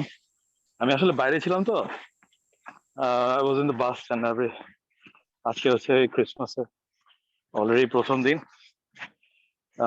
so it was quite a busy street, and so আমি এখন আমার বাসা দিকে যাচ্ছি। It was really nice. আমি অনেকক্ষণ মনোযোগ দিয়ে শুনলাম, very good, very inspiring. Thank you, Omid. You're very welcome anytime. এবং আমি তৌহিদকেও অর্গানাইজারকেও ধন্যবাদ দিচ্ছি। Let's continue on our work, না কোলাবোরেশন বাড়ানো, নেটওয়ার্ক বিল্ডিং করা। So this is great. Definitely অনেক কোয়েশ্চেন থাকে, প্রশ্ন আছে যে আমরা কি করতে পারবো, বাইরে কি করা যায়, কিভাবে আমরা জবে যেতে পারবো, মেনি কোয়েশ্চেন্স। এগুলো আসলে একদিনে এটা কোনো সলিউশন নাই। বেসিক প্রিন্সিপাল হচ্ছে যে ওয়ার্ক হার্ড, রেজাল্ট ভালো করো, that is the main. So আমরা এখানেও সেই রিক্রুট করতে হয়। আমি এখন পর্যন্ত বাংলাদেশে কাউকে রিক্রুট করি নাই, ইন্ডিয়া থেকে করেছি, আইআইটি থেকে, চায়না থেকে করেছি, একাডেমিক সায়েন্স থেকে, আর ইউরোপিয়ান। পয়েন্ট হচ্ছে যে কম্পিটিটিভনেস খুবই স্ট্রং এখন, বিশেষ করে কম্পিউটার সায়েন্সে। এটার জন্য one of the basic requirement হচ্ছে ম্যাথমেটিক্স। ম্যাথমেটিক্সে যদি স্ট্রং না হয়, it's very difficult. Programming of course, R as যেটা বললো যে, সরি আমি হাঁপাচ্ছি because I'm walking, যেটা বললো যে আমাদের এখানে যে কি বলে, অ্যাকচুয়ালি ইউরোপের ব্যাপারে আমি একটু বলে নিতে পারি। ইউরোপের ব্যাপারে আমার একটু এক্সপিরিয়েন্স আছে। সেটা হলো যে ইউরোপে ওই আমেরিকার মতো ওরকম অ্যাডমিশন বোধহয় হয় না। আমি আমেরিকায় ছিলাম, but never as a student. সেটা হলো ইউরোপে হচ্ছে কতগুলো প্রেসক্রাইব কিছু কিছু প্রোগ্রাম থাকে মাস্টার্সে, যেগুলোতে বাংলাদেশে বা ওরা অ্যাপ্লাই করতে পারে। তবে যে কোনো জায়গায় যাওয়ার আগে বাংলাদেশের bachelors not exactly the enough আর কি। সো একটা মাস্টার্স থাকলে বাইরে তখন ইয়ে করা যায় আর কি, অ্যাপ্লিকেশন একটু সুবিধা হয়। বিশেষ করে ডাইরেক্ট পিএইচডি অ্যাডমিশন তো একটু টাফ। সো মাস্টার্স থাকলে দ্যার ইজ অপরচুনিটি বেশি। এবং thesis paper is not so important, কিন্তু সেটাই আর কি যে কম্পিটিটিভনেস এর জন্য দরকার হয়। But it's also very important. আমরা যখন রিক্রুট করি, আই হ্যাভ সিন বিশেষ করে ইরান বা এসব জায়গায় ওরা অনেকগুলো পাবলিকেশন করে। যখন এখানে আসে ওরা, আমরা দেখি ধরে ফেলি যে ওরা আসলে ভালো পারে না, and that is very disastrous. তো যদি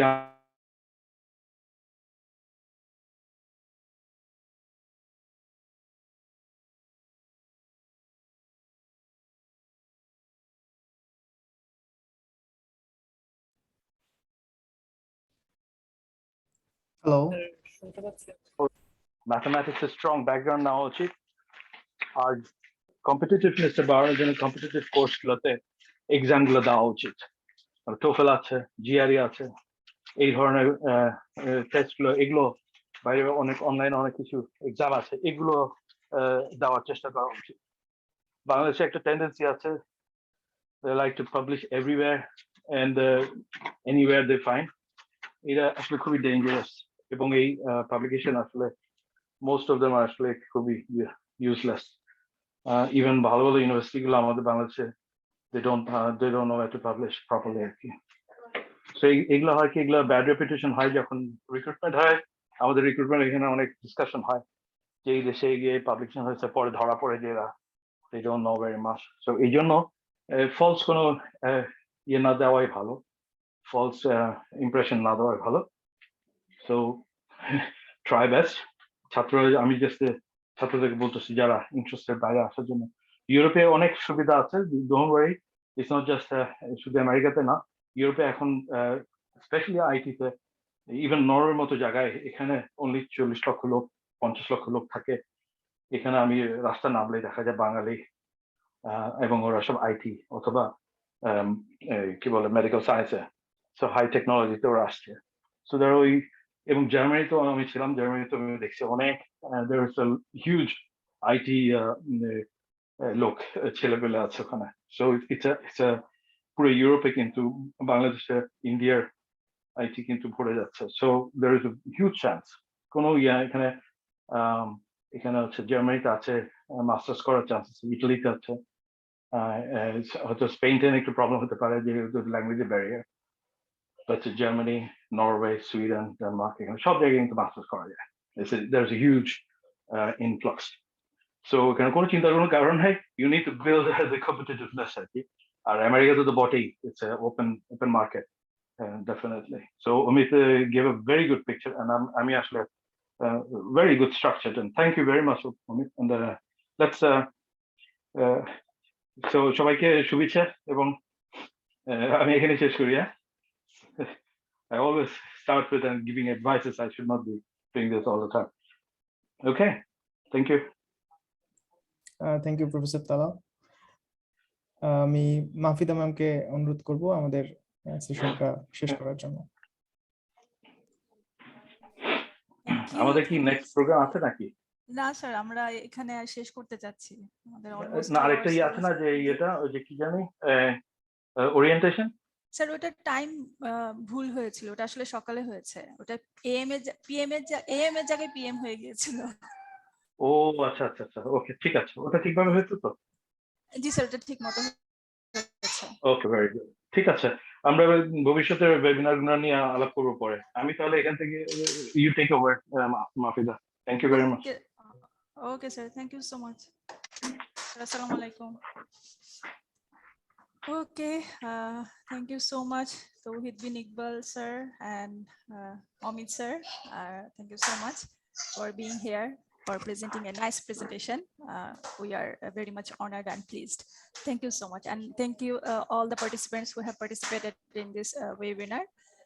In future, we will meet again, inshallah. Okay, thank you so much. I'm closing it. Okay, Allah Hafiz. Bye bye. আল্লাহ হাফেজ। আল্লাহ হাফেজ। Assalamu alaikum. So, Tawhid, I need to talk to you today. Okay, sure.